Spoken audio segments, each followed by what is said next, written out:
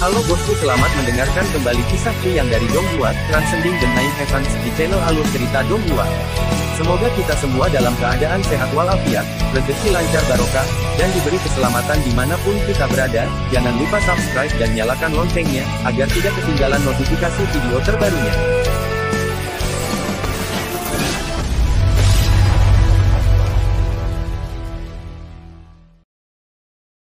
Transcending the Nine Heavens. Chapter 91, Wortel dan Tongkat. Orang ini melangkah keluar, memandang Cu Yang dan memberinya acungan jempol saat dia mulai memujinya.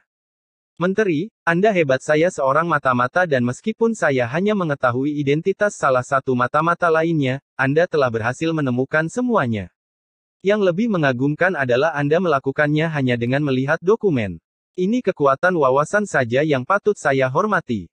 Ah, benarkah? Cu Yang menutup dokumen dan melambaikan tangannya sambil menatapnya. Kali ini, Cu Yang tidak perlu mengucapkan sepatah kata pun. Chen Yutong baru saja mengambil dokumen dari tangan Cu Yang tanpa dia perlu mengatakan apapun. Hanya 1 hari telah berlalu tetapi Cu Yang telah berhasil membangun otoritas absolut atas orang-orang di Paviliun Butian. Terlepas dari hal lain, keberadaan mata-mata ini berarti Paviliun Butian bisa jatuh kapan saja. Terlebih lagi, selama mereka tidak menunjukkan kelemahan besar, mereka bisa terus memata-matai tanpa batas waktu. Apa yang dilakukan Cu Yang setara dengan menyelamatkan nyawa mereka, jauh lebih dari sekali. Mengabaikan usia Cu Yang dan tingkat kultivasinya, wawasannya sendiri tidak tertandingi di dunia ini. Cu Yang bahkan tidak repot-repot mengangkat 1 jari pun atau menunjukkan kultivasinya. Wawasannya yang tajam saja sudah cukup untuk menunjukkan dominasi dan membuat orang-orang di Paviliun Butian menghormati otoritasnya. Apakah kamu juga seorang mata-mata? Senang sekali kamu mengaku atas kemauanmu sendiri. Kamu menyelamatkanku dari masalah. Cu Yang tersenyum, mungkinkah kamu memiliki sesuatu yang ingin kamu sampaikan kepadaku? Orang itu tersenyum dan berkata, kamu tidak bertanya pada orang-orang sebelum aku. Sekarang aku sudah berdiri sendiri, kamu bahkan tidak boleh bertanya. Cu Yang mengangguk setuju. Ketika dia melihat cara tenang ketika pria itu mengidentifikasi dirinya, Cu Yang sudah putus asa untuk berbicara. Pria ini jelas sudah menerima nasibnya dan siap mati. Cu Yang dengan lembut mengetukkan jarinya di atas meja, saya mengerti. Sebagian besar dari kalian setia kepada Di Wuking Rou sementara sisanya diperas olehnya, karena ia menggunakan kehidupan keluarga mereka sebagai pengaruh yang memaksa mereka untuk tunduk. Saat ini, kami tidak mempunyai kekuatan untuk menyelamatkan mereka dan kami tidak dalam kondisi untuk merekrutmu. Kamu boleh bunuh diri jika kamu mau.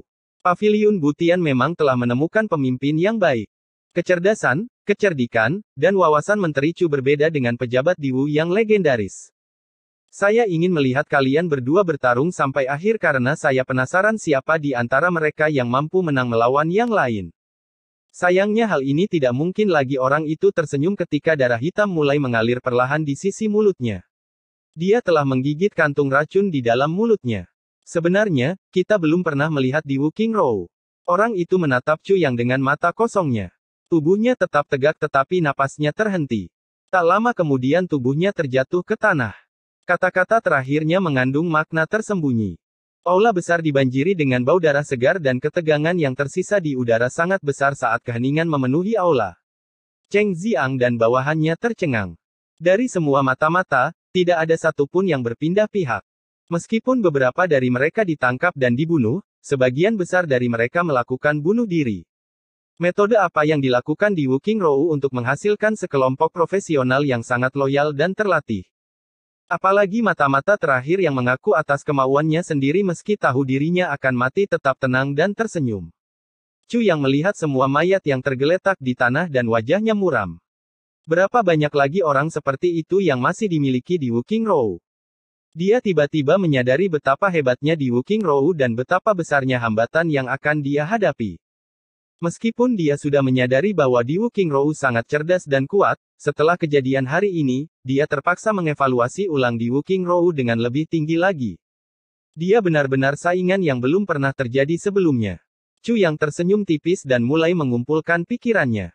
Dia melihat ke arah orang-orangnya yang lain dan berkata, mereka yang masih di sini, masih ada. Ya, bukti yang aku miliki saat ini masih terlalu kurang sehingga kita akan menghentikan pembersihan hari ini. Bagaimanapun juga, tidak akan ada misi apapun dalam waktu dekat. Saya berharap mata-mata yang tersisa akan meninggalkan paviliun Butian sendiri. Sedangkan bagi mereka yang saat ini berhubungan dengan rekan senegaranya di Woking Road tetapi masih ragu-ragu dalam mengambil keputusan siapa yang harus didukung, kuharap kamu bisa melakukannya dengan cepat. Dia mengambil jeda sejenak dan perlahan melanjutkan, paviliun Butian baru didirikan baru-baru ini. Alasan kalian datang ke sini adalah untuk menggunakan usaha kalian sendiri untuk menghasilkan kekayaan sendiri dan membantu keluarga kalian menjalani kehidupan yang lebih baik. Namun, memata-matai mungkin saja terjadi. Bukan keputusan yang bijaksana untuk dilakukan. Jika kamu pergi sendiri sekarang, aku tidak akan melanjutkannya lebih jauh. Namun, siapapun yang datang kepadaku atas kemauannya sendiri tidak hanya tidak akan dihukum tetapi juga akan diberi imbalan. Aku jamin itu. Selain tidak melanjutkan masalah ini lebih jauh, saya akan memastikan bahwa orang-orang itu akan menjaga rahasia mereka. Pada titik ini, pandangannya menyapu lusinan orang di bawah. Satu demi satu, saat pandangannya tertuju pada mereka, mereka merasa seolah-olah sedang diawasi oleh ular berbisa. Hal ini membuat mereka merinding. Aku hanya akan memberikan kalian masing-masing mulai sekarang sampai tengah malam. Chu yang berkata tanpa sedikit pun emosi, dari penguasa paviliun dan seterusnya, 2 orang akan datang dan ngobrol denganku setiap 1/4 jam. Saat fajar besok, mereka yang masih berada di pagar akan disingkirkan. Tidak akan ada kasihanilah. Tuan Paviliun, apakah ada yang ingin Anda tambahkan? Chu yang berbalik dan bertanya. Pertanyaannya hanyalah sebuah kesopanan palsu untuk menenangkan keduanya. Dia tidak menyangka keduanya akan mengatakan apapun. Namun, Cheng Ziang dan Chen Yutong segera melangkah maju dan menjawab, apapun yang diputuskan menteri, kami akan ikuti. Chu yang tersenyum puas, kalau begitu, ayo kita mulai. Saya akan menunggu di dalam. Dengan itu, dia dengan santai berdiri dan pergi. Setelah Chu yang pergi, semua orang secara bersamaan berdiri dengan semua mata tertuju pada punggungnya. Menteri ini sungguh berkuasa, seseorang berbisik. Benar, wawasan dan kecerdasan ini sungguh tiada bandingannya. Saya mungkin tidak melakukan apapun yang bertentangan dengan hati nurani saya, namun ketika dia melihat saya merasa bersalah. Ya, aku juga merasakan hal itu. Berapa tingkat kultivasinya? Satu orang bertanya-tanya. Lupakan saja. Jangan mencoba menyodok hal-hal yang tidak kamu mengerti hanya dengan kecerdasannya saja. Apakah menjadi masalah jika menteri tidak mengetahui seni bela diri apapun? Apakah kamu tidak melihat di Woking Road? Kamu benar. Meski begitu, tampaknya sang menteri bahkan tidak tahu ilmu bela diri apapun. Penampilannya tampak gagah, namun juga lemah. Cukup untuk membuat seluruh tubuh merinding. Semua orang masih asyik mengobrol ketika Cheng Ziang berdiri dan masuk ke ruangan yang dimasuki Chu Yang. Di belakangnya, semua orang menebak berapa banyak orang yang tersisa setelah pembersihan selesai. Mustahil ditebak 9 dari mereka adalah mata-mata dan semuanya mati. Selain itu, ke-9 orang itu tinggal di tempat yang sama dengan kita setiap hari, namun aku tidak melihat ada sesuatu yang mencurigakan. Sejujurnya, menteri ini benar-benar telah menyelamatkan hidup kami. Saat saya pergi misi. Kamu benar. Setelah mendengar apa yang kamu katakan, rasa dingin merambat di punggungku. Beberapa saat kemudian, Cheng Ziang keluar dari kamar dan pandangannya beralih ke depan dan belakang. Chen Yutong lalu menghela nafas dan masuk setelahnya. Begini, nampaknya kedua penguasa paviliun telah menyerah.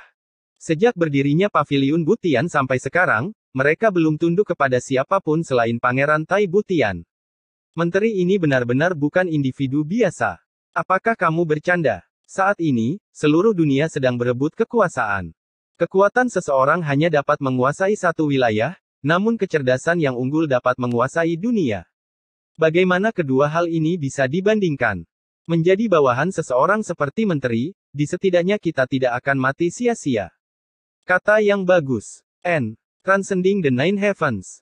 Chapter 92 merebut kekuatan sepenuhnya. Masing-masing dari mereka masuk satu demi satu. Bahkan ketika Chu yang berada di dalam ruangan, dia masih memperhatikan segala sesuatu yang terjadi di luar. Setelah semua orang keluar, dia tidak berhenti memperhatikan. Namun, dia masih tidak dapat menemukan hal lain. Mungkin tidak ada lagi mata-mata atau mungkin mereka sangat pintar dan tidak melakukan kesalahan apapun yang dapat mengekspos diri mereka sendiri. Chu yang tidak memiliki banyak harapan namun dia masih ingin melewati setiap anggota paviliun Butian. Setelah semua orang mendapat giliran di ruangan itu, hari sudah hampir tengah malam. Mereka yang masuk dan keluar menunggu dengan tenang di aula besar. Mereka tidak berani bersuara atau mengeluh tentang rasa lapar mereka. Sebaliknya, mereka menunggu dalam diam. Akhirnya, Chu yang keluar dari kamar. Ekspresinya begitu muram hingga membuat semua orang gugup. Sepertinya ada sesuatu yang tidak beres. Mungkin terlalu banyak mata-mata. Mata semua orang terpaku padanya, dan tiba-tiba Chu yang akhirnya berbicara, "Saya sangat sedih." Dia mengerutkan kening dan menghela nafas, "Saya pikir karena kalian semua berasal dari Tandura, Anda akan sangat mencintai negara Anda. Di medan perang, kami telah kehilangan lebih dari 2.800.000 saudara.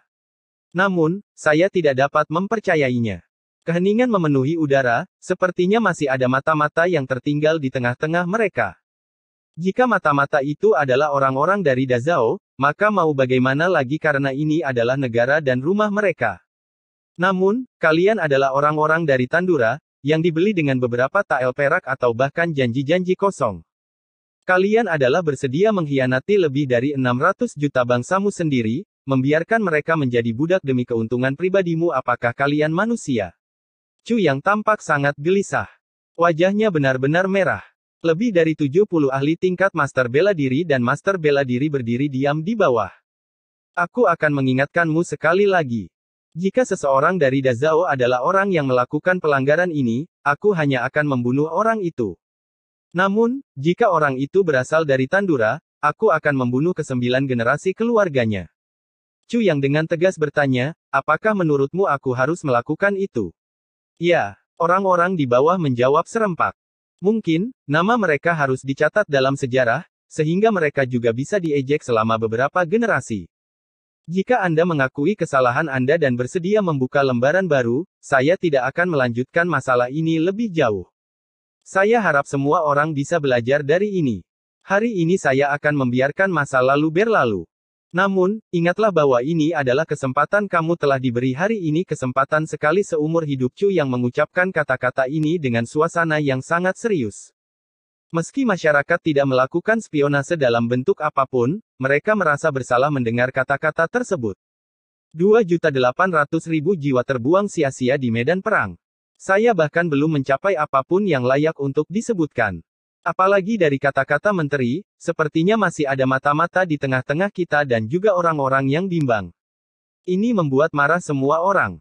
Sekarang saya akan mengumumkan pembagian kekuasaan baru untuk Paviliun Butian. Mulai sekarang Paviliun Butian akan dibagi menjadi 3 brigade. Yang pertama adalah Brigade Darah Besi, langsung di bawah komando saya. Brigade ini akan bertugas melaksanakan hukuman. Darah Besi, Darah Awan Besi, pasti memiliki kesetiaan yang tidak perlu dipertanyakan lagi. Mata Chu yang dipenuhi dengan tekad dan ketegasan saat tatapannya menyapu ruangan, ada aturan untuk segalanya. Jika aturan tidak cukup ketat, akan ada kekurangan. Terlebih lagi, adanya kelemahan dalam suatu organisasi akan menghasilkan tindakan yang tidak perlu. Kerugian. Kerugian ini akan menjadi nyawa orang yang kita cintai. Paviliun Butian tidak berurusan dengan perdagangan barang atau aspek komersial apapun, melainkan pembunuhan. Saya yakin semua orang di sini memahami konsep ini dengan sangat baik. Oleh karena itu, semua orang di sini harus patuh Brigade Darah Besi tanpa syarat. Ya, sesuai perintah Menteri, pembentukan Brigade Darah Besi untuk Paviliun Butian adalah sesuatu yang harus dilakukan. Chu yang mengangguk. Dengan membicarakan hal ini terlebih dahulu, dia telah membawa seluruh Paviliun Butian menjadi satu unit tunggal. Untuk dapat mencapai kepatuhan dan kepatuhan tanpa syarat bukanlah hal yang mudah. Yang kedua adalah Brigade Darah Fierce, Tandura yang berdarah panas. Kapan saja brigade ini harus siap menjalankan misi berbahaya. Brigade ini akan menjadi kekuatan penyerang Paviliun Butian dan sumber kekuatan kita yang paling utama dan terpenting. Mata Chu yang dipenuhi dengan kepercayaan saat dia menatap lurus ke mata Cheng Ziang dan berkata dengan tulus, saya percaya bahwa tidak ada orang lain yang lebih cocok untuk memikul beban memimpin brigade ini selain pejabat Cheng. Cheng Ziang terkejut. Dia mengambil satu langkah ke depan dan, dengan satu tangan mengepal dan telapak tangan lainnya di atasnya, dia berteriak dengan penuh semangat, sesuai perintah menteri. Cheng Ziang menyadari niat Chu yang di balik gerakan ini. Chu yang ingin memegang semua kekuatan Butian Paviliun di tangannya. Jika Chang Ziang mengambil posisi pemimpin brigade kedua, dia tidak punya pilihan selain melepaskan posisinya sebagai pemimpin paviliun. Mulai sekarang, paviliun Butian tidak akan memiliki pemimpin paviliun, hanya seorang menteri. Saat ini, Chu Yang tidak hanya menetapkan otoritasnya tetapi juga menekan kedudukan dan prestise kedua pemimpin paviliun. Namun, jika keduanya bersikeras mempertahankan posisi mereka sebagai pemimpin paviliun, mereka hanya akan mendapatkan sebuah gelar namun tidak memiliki otoritas apapun. Selain itu, kedua pemimpin paviliun telah melakukan begitu banyak kesalahan besar sehingga mereka tidak percaya bahwa mereka berhak untuk terus memegang prestise seperti itu lebih lama lagi. Meskipun mereka merasa bersalah dan tertekan pada kejadian hari ini, fakta bahwa Chu yang telah mengajukan permintaan ini membuat mereka tidak punya pilihan. Bahkan jika mereka memprotes, kemungkinan besar anggota lainnya akan menyuarakan ketidakpuasan mereka. Oleh karena itu, Cheng Ziang tidak dapat menentukan apakah dia benar-benar ingin mengambil posisi kepemimpinan brigade. Ini karena Chu yang berhasil membangun otoritasnya atas paviliun Butian.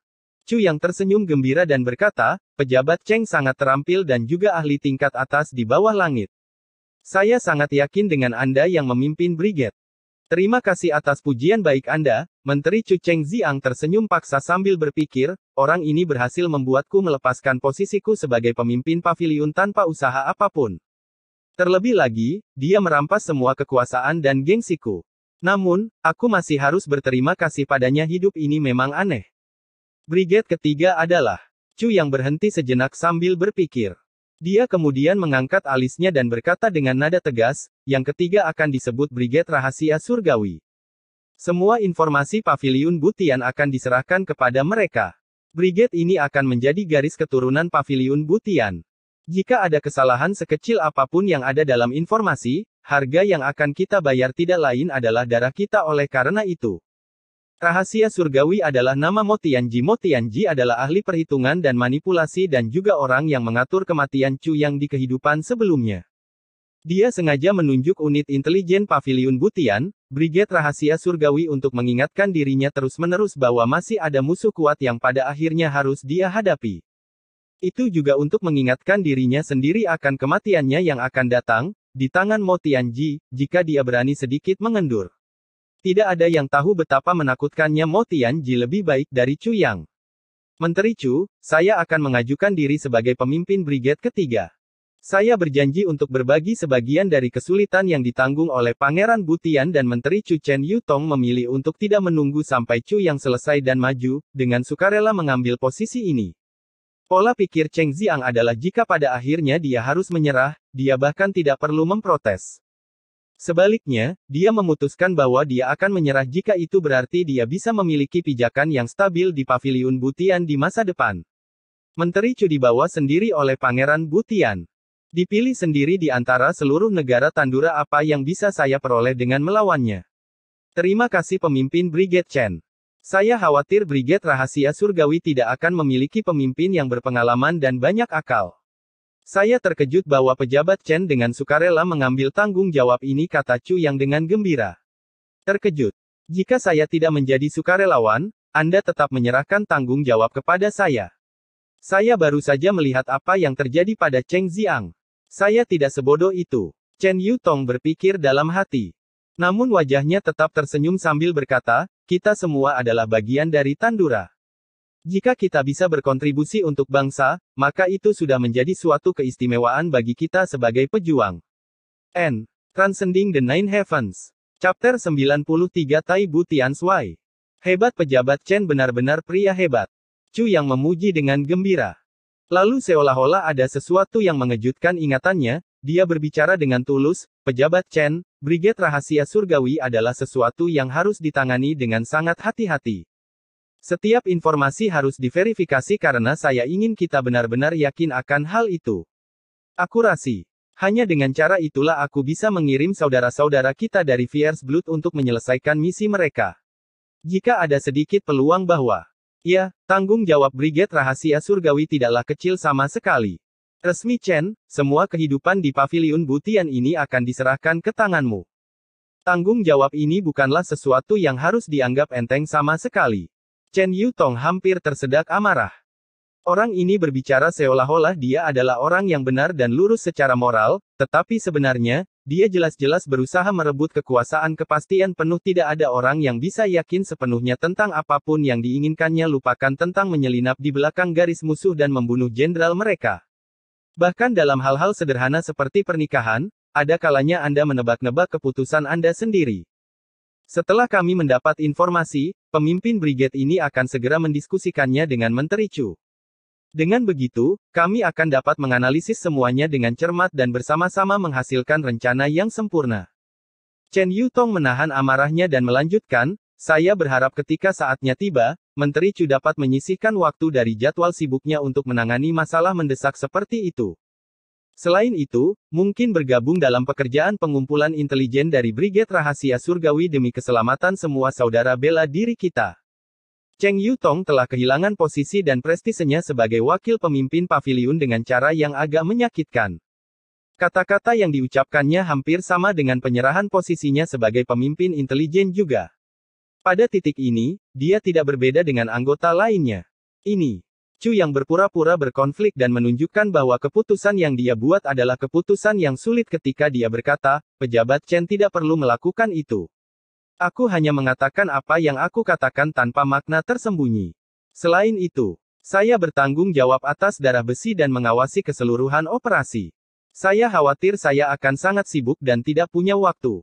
Saya berharap menteri akan mempertimbangkan kembali keputusannya dengan hati-hati demi kebaikan dan kesejahteraan saudara-saudara bela diri kita. Chen Yutong sangat gugup tapi saat dia mengatakan ini, dia mengutuk Chu Yang karena apa yang dia lakukan. Anda jelas-jelas memaksa saya untuk menyerahkan hak istimewa dan kekuasaan saya, namun sekarang Anda berpura-pura palsu. Chu yang menghela nafas dan mulai berbicara dengan ragu, baiklah, jika itu masalahnya. Kalau begitu aku akan mengambil risiko. Di bawah, sejumlah orang mengerucutkan bibir. Saya sekarang secara resmi mengumumkan 3 pemimpin yang kita miliki untuk Brigade Chu yang telah berhasil menangani 2 tuan paviliun tanpa menggunakan kekuatan apapun. Sekarang setelah dia memegang semua kekuatan di tangannya, mau tak mau dia merasa gembira. Selanjutnya, Chu yang mengambil kesempatan untuk membagikan tugas tanpa keberatan, seolah-olah dia tahu individu mana yang cocok untuk setiap tugas tertentu yang dia miliki untuk mereka. Siapa yang pandai dalam hal apa, siapa yang buruk dalam hal apa, siapa yang paling cocok untuk brigade apa sehingga mereka dapat menunjukkan potensi penuh mereka. Setiap anggota ditugaskan sesuai dengan seberapa cocok mereka dengan posisi dan tugas masing-masing. 3 brigade di aula besar baru saja dibentuk dan mereka segera dibagi ke dalam kelompoknya masing-masing, masing-masing dengan tanggung jawab yang diuraikan dengan jelas dan apa yang seharusnya menjadi tanggung jawab mereka. Jelas bahwa karena masing-masing dari mereka diberi tugas berdasarkan bakat dan kekurangan mereka, kekuatan paviliun Butian akan meningkat pesat. Meskipun Cheng Ziang dan Chen Yutong mengkritik Chu Yang, mereka tidak bisa tidak mengagumi cara dia mengatur rekan-rekannya. Dia bahkan tidak menyia-nyiakan 1 ons pun kekuatannya, namun dia berhasil mengendalikan seluruh paviliun Butian. Chu Yang memandang Brigade Rahasia Surgawi dan langsung memikirkan Gu Duxing. Dia bertanya-tanya bagaimana perkembangannya. Di dalam istana pangeran, Tai Butian mengerutkan kening saat dia melihat kedua pejabat di depannya. Tunggu sebentar. Dia duduk di hadapan mereka berdua yang mengenakan pakaian istana dengan ekspresi khawatir di wajah mereka. Mereka berdua datang untuk berkonsultasi dengan pangeran karena insiden yang melibatkan Gu Duxing mengambil alih Emerald Flow Lake. Mereka tidak berani bertindak gegabah karena cara Gu Duxing berperilaku dan bagaimana dia menyebutkan bahwa itu atas perintah Pangeran Tai Butian. Mereka tidak menyangka jika mengunjungi pangeran di sore hari mereka harus menunggu hingga tengah malam. Terlebih lagi, mereka tidak mengetahui bagaimana perasaan pangeran terhadap masalah tersebut. Dia hanya menyuruh mereka menunggu tetapi tidak memberi tahu mereka apakah mereka harus tinggal atau pergi. Alhasil, mereka terus menunggu. Tunggu sebentar lagi. Sudah beberapa lusin kali sejak Tai Butian berkata tunggu sebentar lagi, ini membuat keduanya tidak bisa pergi. Mereka telah duduk di sana untuk waktu yang sangat lama dan setiap kali mereka mencoba berbicara, sang pangeran akan berkata, tunggu sebentar. Kedua pria menyedihkan ini duduk di tempat itu begitu lama hingga mereka menjadi gelisah. Mereka bahkan tidak berani ke kamar mandi dan perut mereka mulai mengeluarkan suara gemericik yang menyedihkan. Akhirnya, ada pengumuman di pintu, Yang Mulia, pejabat Cheng ingin bertemu dengan Anda. Kirim dia ke aula samping. Taibu Tian perlahan berdiri, dan menoleh kedua orang, mohon tunggu sebentar. Saya akan segera kembali. Kedua pejabat itu dengan cepat mengangguk. Mereka tersenyum dan berkata, Yang Mulia sedang sibuk, silakan pergi. Taibu Tian mengangguk dan berjalan keluar. Di aula samping, Cheng Ziang mondar-mandir. Setelah melakukan salam seremonialnya dengan Taibu Tian, dia sepertinya ingin mengatakan sesuatu tetapi ragu-ragu. Apa yang salah? Taibu Tian bertanya pelan. Yang Mulia sangat memperhatikan orang-orang. Cheng Ziang akhirnya berhasil mengeluarkan satu kalimat setelah menekan emosinya selama setengah hari. Paviliun Butian sekarang berada di bawah komandonya sendiri. Apakah dia menggunakan kekerasan untuk mengendalikan semua orang? Bukan itu masalahnya. Dia berhasil menggali 9 mata-mata dari dalam Paviliun Butian dari awal hingga akhir. Dia menggunakan kedok seorang cendekiawan yang lemah untuk mengurus semuanya. Akhirnya, dia berhasil mengambil milik Chen Yutong dan kekuatanku. Cheng Ziang menghela nafas, malu. Apa? Taibu Tian kaget, dan bergumam, begitu cepat. Ya, lagi pula, semua saudara bela diri di paviliun menghormatinya sepenuhnya. Hormat. Taibu Tian berdiri dan berjalan beberapa langkah maju mundur. Tentu saja, dia yakin bahwa Chu yang mampu mengendalikan Paviliun Butian. Apa yang tidak dia duga adalah hal itu terjadi secepat itu. Apalagi dia tidak menggunakan kekerasan untuk mencapai tujuannya. Ini membuatnya memandang Chu Yang dan kemampuannya dengan cara yang benar-benar baru. Setelah merenung sejenak, dia berkata, kamu boleh pergi. Melihat kepergian Cheng Ziang, Taibu Tian menghadap ke langit sambil berpikir keras. Dia kemudian bergumam, jika dia memiliki kemampuan seperti itu, maka saya harus memberinya danau aliran zamrud. Apa yang perlu diragu-ragukan? Tanpa kepercayaan, orang ini tidak dapat dimanfaatkan. Jika orang tersebut sedang dimanfaatkan, seharusnya tidak ada kecurigaan. Memang benar bahwa Chu yang sudah memiliki perjanjian dengan Taibu Tian, tapi itu hanya untuk bagian danau aliran zamrud saja. Namun, Gu Duxing mengambil alih seluruh Emerald Flow Lake. Selain itu, wilayah yang dia ambil alih jauh lebih besar dari yang disepakati. Meskipun ini di luar ekspektasi aslinya, Taibu Tian dengan sabar menunggu. Dia sedang menunggu untuk melihat apakah Chu yang bisa mengendalikan Paviliun Butian. Itu saja. Jika dia tidak memiliki kemampuan untuk mengendalikan Paviliun Butian, dia tidak akan mendapatkan apapun. Namun, Chu yang telah menunjukkan kemampuannya dan menunjukkan bahwa mereka melampaui kemampuan orang lain bahkan jika dia meminta seluruh dunia, Taibu Tian akan menyetujuinya jika dia bisa. Kedua pejabat di aula besar saling bertukar pandang. Mereka punya firasat buruk dan merasa mungkin sang pangeran telah membuat janji sehubungan dengan danau Emerald Flow. Tapi, jika itu masalahnya, pangeran hanya perlu mengatakannya dan seluruh masalah ini akan terselesaikan. Namun, kenapa dia ragu-ragu seperti ini? Aku telah membuat kalian berdua menunggu terlalu lama.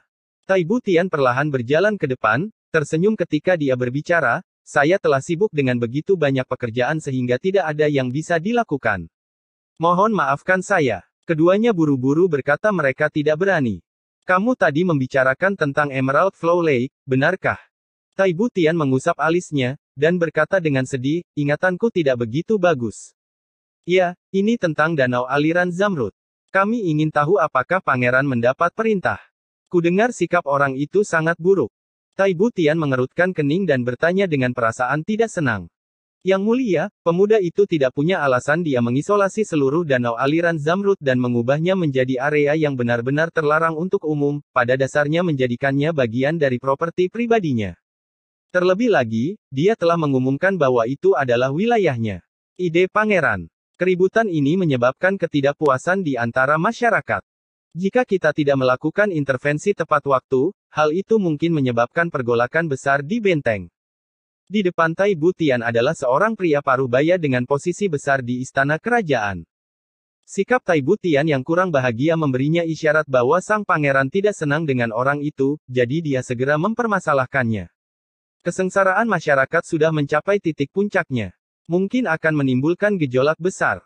Mulut Taibu Tian melengkung ke atas dan menunjukkan senyum mengejek, pejabat Wang, kamu adalah ketua cendekiawan istana. Ketika aku masih kecil, aku juga diajari olehmu. Dari kamu, aku belajar banyak ide berharga. Tapi kata-kata ini de penderitaan orang-orang mencapai titik puncaknya yang kamu katakan benar-benar mengecewakanku. Pejabat Wang tertegun sejenak, pejabat rendahan ini tidak mengerti kata-kata pangeran. 5 tahun lalu, danau aliran Zamrud ini menjadi milik keluargamu Tai Butian menggunakan suara yang tenang dan damai, cukup untuk membuat orang tertidur. Dia berkata dengan ringan, pejabat Wang, keponakanmu adalah Wang Baoping. Tahun itu, dia membantu putra Yu Xiang mengambil alih danau aliran Zamrud.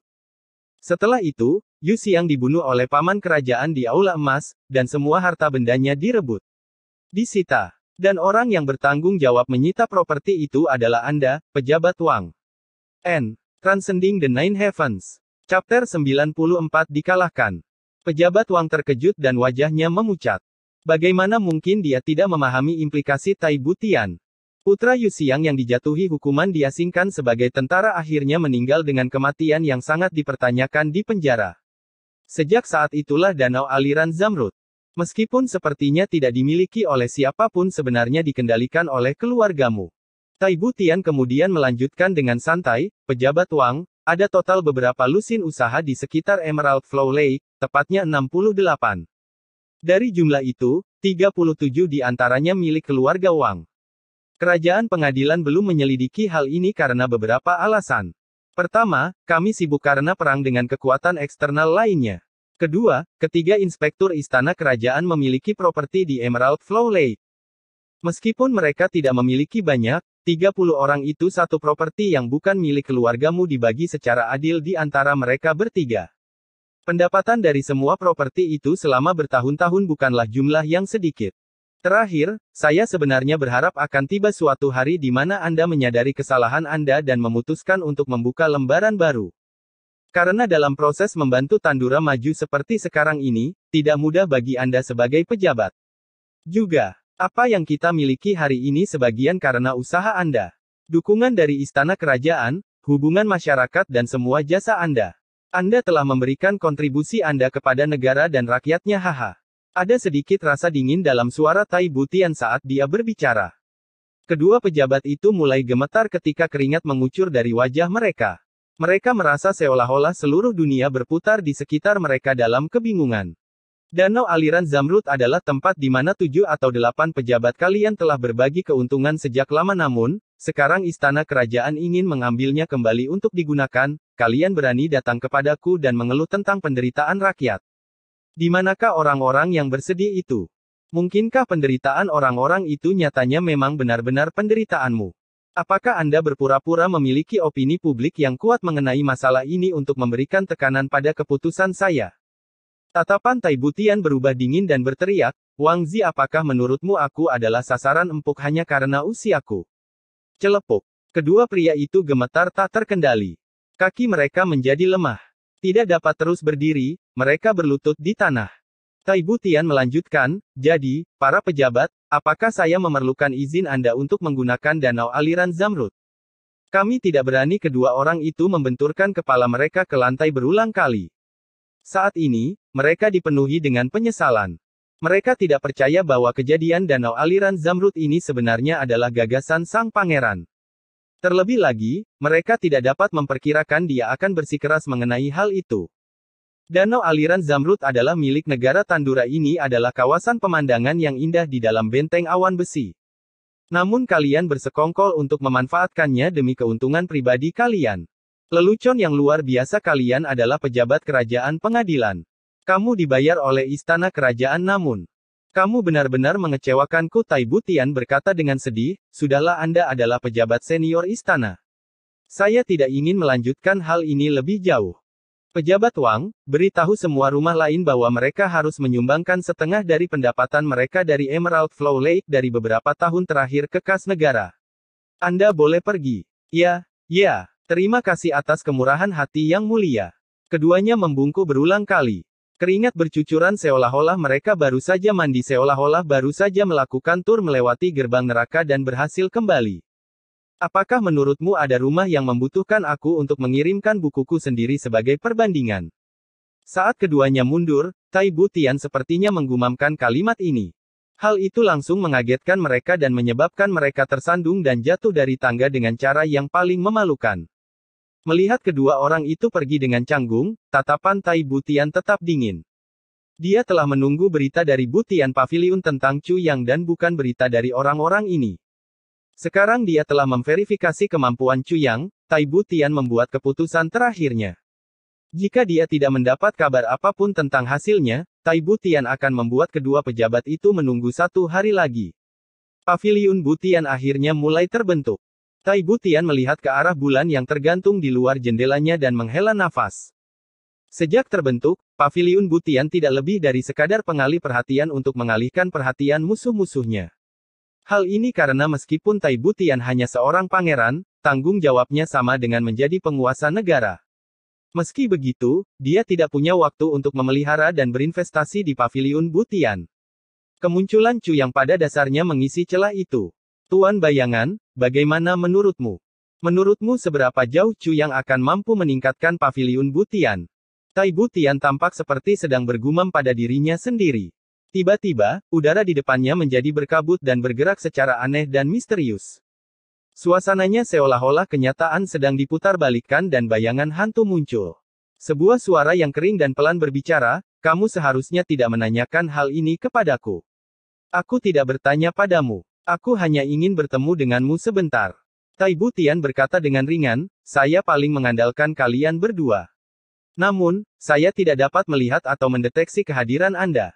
Selain itu, sudah beberapa hari sejak interaksi terakhir kami dan saya hanya ingin berbicara dengan Anda. Hanya ketika aku yakin kamu memperhatikanku, aku akan bisa tidur nyenyak.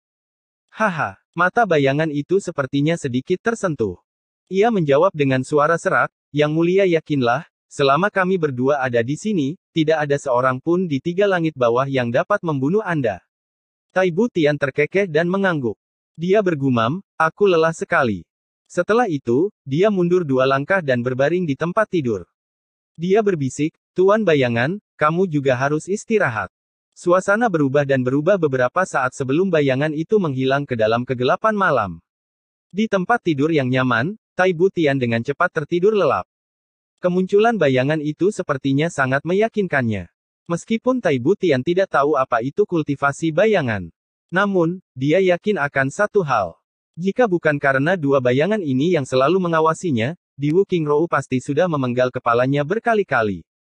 Saat Cheng Ziang kembali dari tempat Tai Butian, hari sudah hampir pagi. Ketika dia sampai di pintu kamarnya dan hendak membukanya, dia tiba-tiba menjadi terkejut. Dia berteriak dengan suara rendah, siapa di sana? Ini aku. Sebuah suara dingin menjawab. Lilin di dalam kamar kemudian langsung menyala sendiri. Jadi itu menteri. Cheng Ziang menghela nafas lega saat dia mendorong pintu dan berjalan masuk. Chu yang duduk di kursi di tengah ruangan dengan aura arogansi mengelilinginya. Mata dinginnya menatap Cheng Ziang.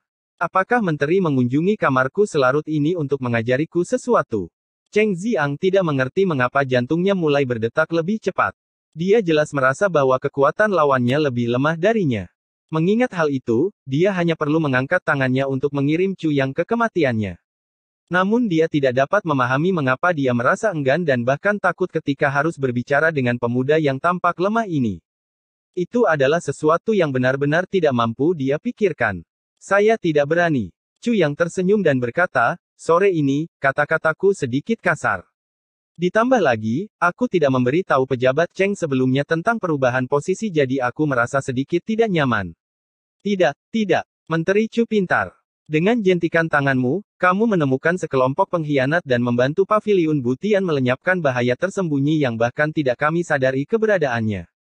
Selain itu, kamu berhasil mengatur semua Pavilion Butian berdasarkan kekuatan mereka ke dalam kelompok yang sesuai. Saya benar-benar mengagumi kemampuan Anda untuk melakukan itu. Cheng Ziang tertawa. Ah, jadi kalau begitu, pejabat Cheng setuju dengan semua tindakanku, kan? Chu yang tersenyum dan bertanya. Tentu saja. Saya mendukung penuh mereka. Cheng Ziang mengangguk berulang kali sambil terus merenungkan motif sebenarnya dari kunjungan Chu Yang ini. Saat ini, dia merasa sedikit khawatir dan gelisah. Ah, pangeran tidak mengatakan apapun kan? Chu yang tersenyum sambil terus bertanya. Dia tidak mengatakan apa-apa, dia tidak mengatakan apa-apa. Ah, di tengah jalan, Cheng Ziang tiba-tiba menyadari apa yang sedang terjadi. Kata-kata itu tersangkut di tenggorokannya saat dia melihat Chu Yang dengan heran. Matanya tampak seperti baru saja melihat iblis. Bagus dia tidak mengatakan apa-apa, Chu Yang berdiri, dan berkata dengan sedikit anggukan. Sebenarnya, aku berharap dia akan menambahkan sesuatu, hahaha. Pejabat Cheng, kamu sudah cukup umur namun kamu harus bekerja keras. Haha, kamu harus segera istirahat. Dia berhenti di sana, lalu membuka pintu dan berjalan keluar dengan arogan. Kepala Cheng Ziang penuh keringat. Namun, seluruh tubuhnya terasa dingin. Transcending the Nine Heavens. Chapter 95 Aliran Zamrud Tepi Danau. Setelah segala sesuatu di Paviliun Butian diselesaikan, Cheng Ziang segera berangkat ke istana pangeran secepat yang dia bisa menggunakan terowongan rahasia. Percakapannya dengan pangeran sangat singkat dan padat. Terlebih lagi, dia kembali dengan diam-diam dan secepat mungkin setelahnya. Dia bahkan belum pergi dari Paviliun Butian selama 15 menit. Namun, entah bagaimana Chu yang menyadari semua yang dia lakukan dan menunggu untuk mengantisipasi dia kembali dari istana. Bahkan jika Tai Butian telah memberitahu Chu yang secara rahasia, tidak mungkin secepat itu. Pada saat itulah Cheng Ziang mengerti. Pemuda yang ada di depannya memiliki pikiran cemerlang dengan wawasan luar biasa. Kecerdasannya begitu hebat sehingga sepertinya tidak ada seorang pun yang bisa menyembunyikan apapun darinya. Meski dia tidak banyak bicara, dia jelas datang mencariku. Makna mendasar di balik tindakannya adalah kemanapun Cheng Ziang pergi, Chu yang akan sadar. Ini juga memberikan peringatan bahwa jika Cheng Ziang mempunyai niat untuk berpindah loyalitas, dia akan ketahuan dalam sekejap. Cheng Ziang menghela nafas panjang saat dia melihat Chu yang pergi. Chu yang merasa segar saat angin malam bertiup melewatinya. Dia selalu memperhatikan Cheng Ziang karena dia yakin bahwa dia adalah perwakilan Tai Butian di Paviliun Butian dan melapor langsung kepada pangeran. Meskipun Cheng Ziang adalah seorang ahli yang sangat terampil, dia tidak cocok untuk posisi kepemimpinan. Dia hanya mampu naik ke posisi pemimpin paviliun karena keterampilan bela dirinya dan kepercayaan yang dimiliki pangeran padanya. Jika tidak, Tai Butian tidak akan pernah membiarkan orang luar memegang posisi pemimpin paviliun Butian semudah itu. Selain itu, meskipun Tai Butian adalah pendiri Paviliun Butian, dia tidak memiliki tanggung jawab apapun dalam organisasi tersebut. Ini menunjukkan bahwa posisi kepemimpinannya dan perannya di Paviliun Butian hanyalah sebuah gelar. Namun, ini hanya terjadi karena Tai Butian mempercayai Cheng Ziang. Chu yang percaya bahwa Tai Butian tidak akan meninggalkan Paviliun Butian dengan mudah. Jadi setelah menyadari bahwa Cheng Ziang menghilang setelah semuanya, Chu yang tahu bahwa dia melaporkan situasinya kepada Tai Butian. Ini karena Paviliun Butian telah mengalami perubahan besar dan dia wajib segera memberitahu Tai Butian. Jadi Chu yang segera masuk ke kamar Cheng Ziang dan menunggu. Chu yang tidak sepenuhnya puas dengan hasil akhir dari apa yang telah dicapainya. Apa yang dia inginkan adalah mengendalikan Paviliun Butian sepenuhnya dan tidak ada informan yang mencatat semua yang dia lakukan sepanjang waktu. Chu yang merasa gelisah. Namun, menyingkirkan Cheng Ziang sepenuhnya berada di luar kemampuan Chu Yang. Oleh karena itu, Chu Yang ingin menggunakan ancaman ini untuk menekan Cheng Ziang sebanyak yang dia bisa. Tidak apa-apa jika Anda melapor langsung ke pangeran. Namun, ini adalah wilayahku terlepas dari siapa Anda harus mengikuti aturan saya. Jangan berani-berani membuat masalah tanpa seizinku. Hanya karena kamu dipercaya oleh pangeran bukan berarti kamu bisa melakukan apapun yang kamu mau selama aku mengendalikan tempat ini adalah bagian dari wilayahku. Chu yang berkata sambil berpikir keras sebelum dia tertawa terbahak-bahak. Suara menakutkan itu terbawa angin malam ke dalam rumah yang berada di pinggir jalan raya. Aura suara itu menghentikan tangisan bayi dan menjadi sunyi senyap. Setibanya di Emerald Flow Lake, Chu yang tercengang dengan pemandangan di depannya. Danau itu sepenuhnya dikelilingi oleh tembok benteng yang menghalangi pandangan dari segala arah. Danau Emerald Flow terkenal dengan ketenangannya namun kini suasananya memekakkan telinga karena konstruksi mengganggu ketenangan kawasan tersebut. Ada sejumlah besar pengawas yang kuat dan besar yang memegang cambuk kulit mereka sambil berdiri di samping, memastikan tidak ada yang mengendur. Ada gazebo yang dibangun di tengah danau. Gu Dusing berdiri tak bergerak di tengah sambil menyilangkan tangan memperhatikan segala sesuatu di sekitarnya, tatapannya sedingin es. Dia terus diam seperti itu tanpa bergerak dan entah bagaimana membuat suasana di sekitar danau Emerald Flow menjadi dingin dan dingin seolah-olah itu adalah akhir musim gugur. Ada kekacauan yang terlihat di dasar gazebo. Setelah diperiksa lebih dekat, ternyata mereka adalah mayat manusia. Mereka tidak mati melainkan setengah mati karena kelelahan. Tak satu pun dari mereka yang berani berteriak, tetapi sesekali terdengar erangan lemah dari mereka. Salah satu dari mereka mengerang sedikit terlalu keras, dan Gu Duxing, yang tampak santai di atas, berteriak dengan dingin, berisik. Bam! Separuh genteng terjatuh dari atap dan mengenai luka di kaki pria tersebut. Tatapan menyakitkan muncul. Orang itu ingin menangis lebih banyak tetapi tidak berani bersuara lagi. Dia hanya menahannya dan tetap diam, menderita dalam diam. Semua orang di sekitarnya bergidik ketakutan.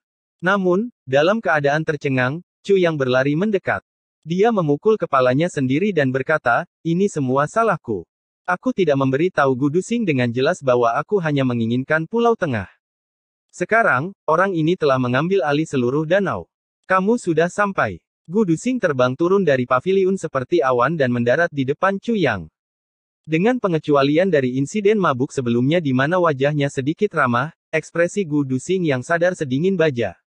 "Ah, kamu melakukan hal-hal ini." Chu Yang menunjuk ke daerah sekitarnya. Aku mengambil alih seluruh Emerald Flow Lake." Gu Duxing berkata dengan dingin, "Kami punya banyak uang, dan kami harus cepat, jadi saya mempekerjakan semua tim konstruksi dan menyuruh mereka bekerja di sini." Chu yang terguncang, apa yang terjadi dengan orang-orang itu? Dia menunjuk ke sekelompok orang yang anggota tubuhnya dipatahkan oleh Gu Duxing. Ini hanya insiden kecil, tidak ada gunanya disebutkan sama sekali. Gu Duxing berkata dengan tenang, "Saya mendengar bahwa daerah ini awalnya milik beberapa pejabat dan ini adalah orang-orang mereka. Kebanyakan dari mereka adalah pembantu rumah tangga. Namun, jika ada orang yang datang untuk menimbulkan masalah, saya memukul mereka dan mengirim mereka lari ketakutan." Gu Duxing memutar matanya dan berkata dengan dingin, "Hanya beberapa pejabat, dan mereka berani mengganggu pekerjaan kita. Mereka benar-benar berani." Chu yang mengusap keningnya dan bertanya dengan hati-hati, "Apakah kamu membunuh seseorang?" Dalam hatinya, dia diam-diam berharap Gu Duxing tidak membunuh terlalu banyak orang.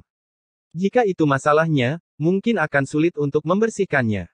Bahkan dengan Tai Butian di sisinya, itu masih terasa terlalu tidak masuk akal. Mengambil alih harta benda seseorang dan membunuh mereka akan membuat mereka terlihat seperti penjahat.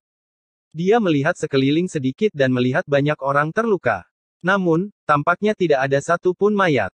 "Jangan khawatir. Saya memiliki pengendalian diri." Ketika Gu Duxing mengatakan ini, Chu yang sedikit santai. Namun, dia hampir tertekuk karena terkejut ketika Gu Duxing melanjutkan, "Aku hanya membunuh selusin orang. Ini bukan masalah besar, tapi memiliki mayat di sini adalah sebuah sial, jadi aku menyuruh orang membuangnya." Tubuh Chu yang bergetar dan wajahnya menjadi gelap. Akhirnya, dia mengangkat ibu jarinya dan berkata, "Kamu benar-benar kejam. Toleransi yang lemah tidak menjadikan seseorang menjadi pria sejati. Tidak ada orang yang bisa menjadi hebat tanpa menjadi kejam." Gu Duxing berkata dengan santai, "Hanya mereka yang kejam yang bisa bertahan hidup di dunia ini." Chu yang terdiam. Dia akhirnya melambaikan tangannya dan berkata, "Saya akan tidur." "Tunggu. Apa itu?" "Giliranmu untuk menonton sebentar. Aku telah menonton sepanjang hari. Sekarang aku perlu berlatih pedang dan istirahat." Gu Duxing tidak repot-repot berbalik dan pergi begitu saja. Sebelum pergi, dia meninggalkan kata-kata ini, "Tidak ada tempat untuk tidur di sini. Semua bangunan lama saya telah dihancurkan.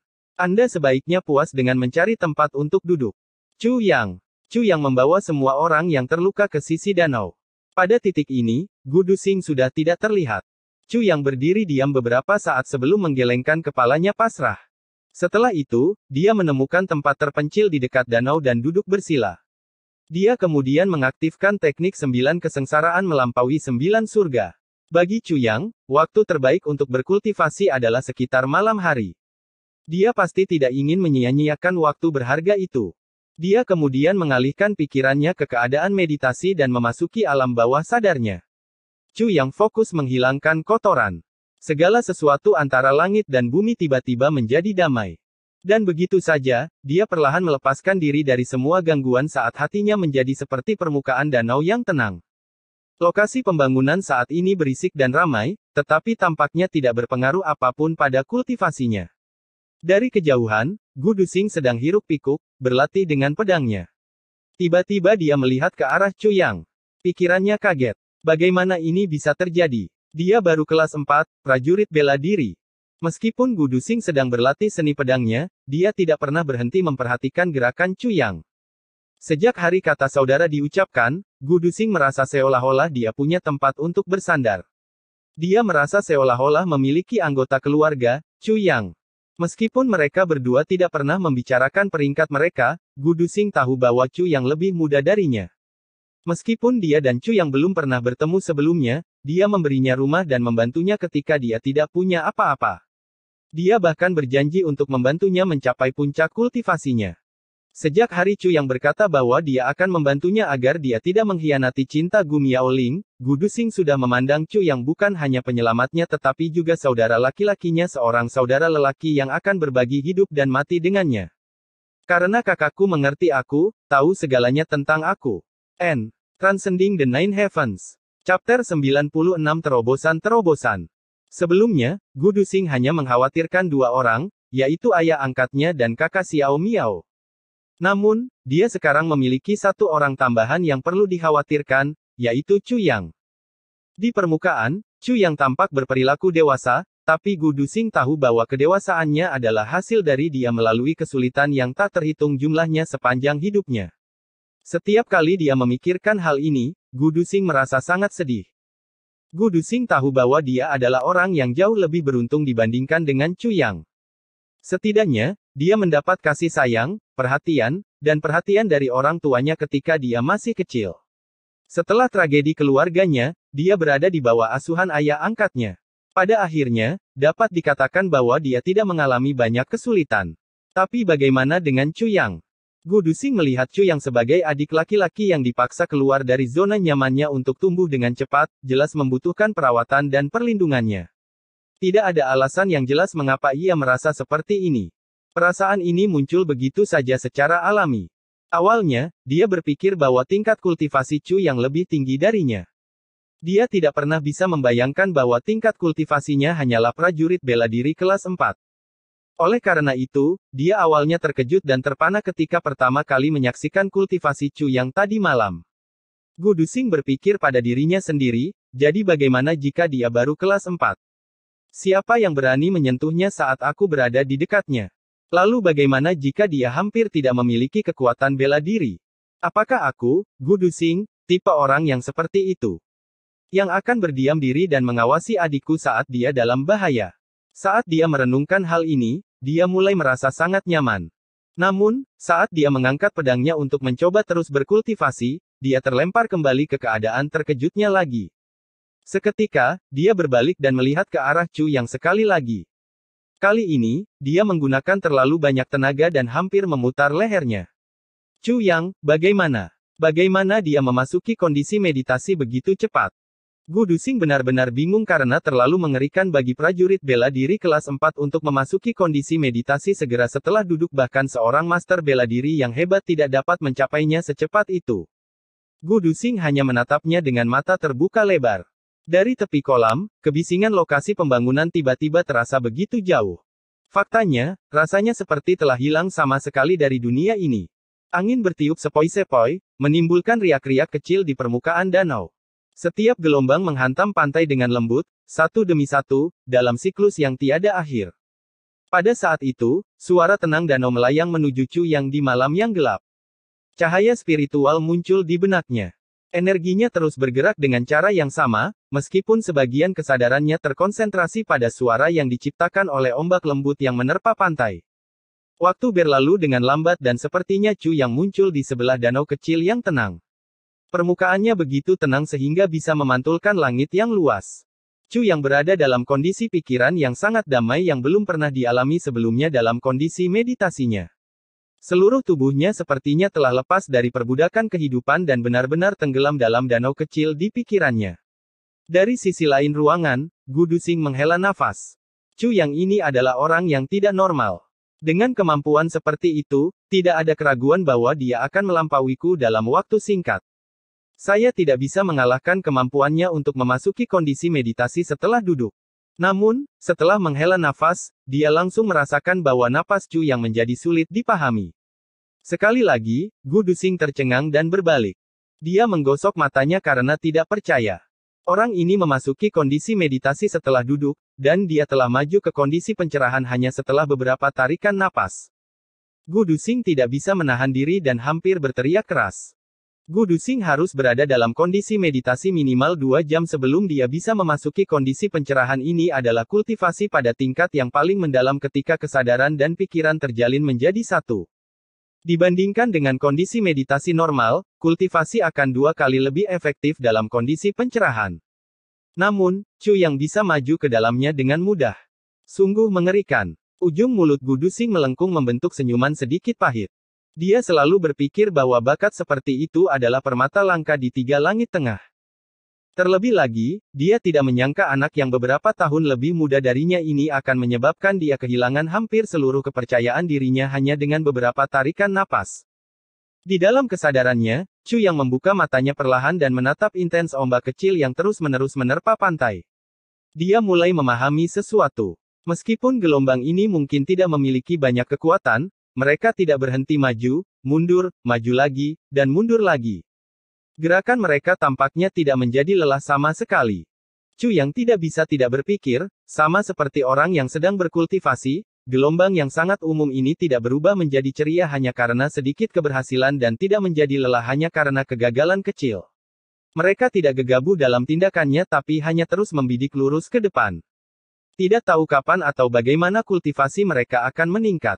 Dia terus menatap ombak saat dia merasakan energi di tubuhnya melambat, menjadi seperti gelombang yang terus mengalir melalui meridiannya dan berputar dalam lingkaran energi. Satu putaran demi satu, perlahan maju. Pada saat ini, kesadaran Chu yang berkembang ke kondisi yang lebih mendalam. Dia merasa seolah-olah seluruh langit dan bumi tiba-tiba menghilang ke udara. Tidak ada materi, keinginan.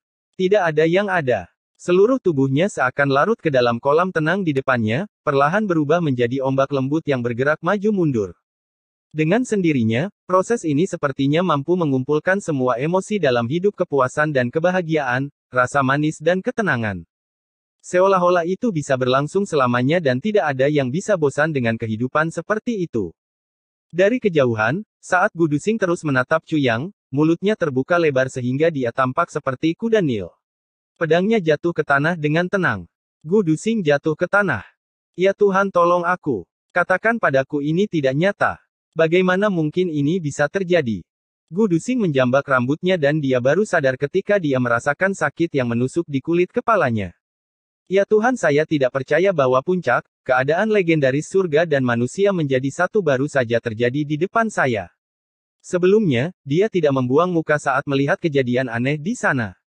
Selain itu, dia berharap Chu yang bisa bertahan dalam kondisi tercerahkan untuk waktu yang lama karena ini akan baik untuk kultivasinya sendiri. Namun, dia tidak pernah menyangka hal ini akan terjadi setelah itu.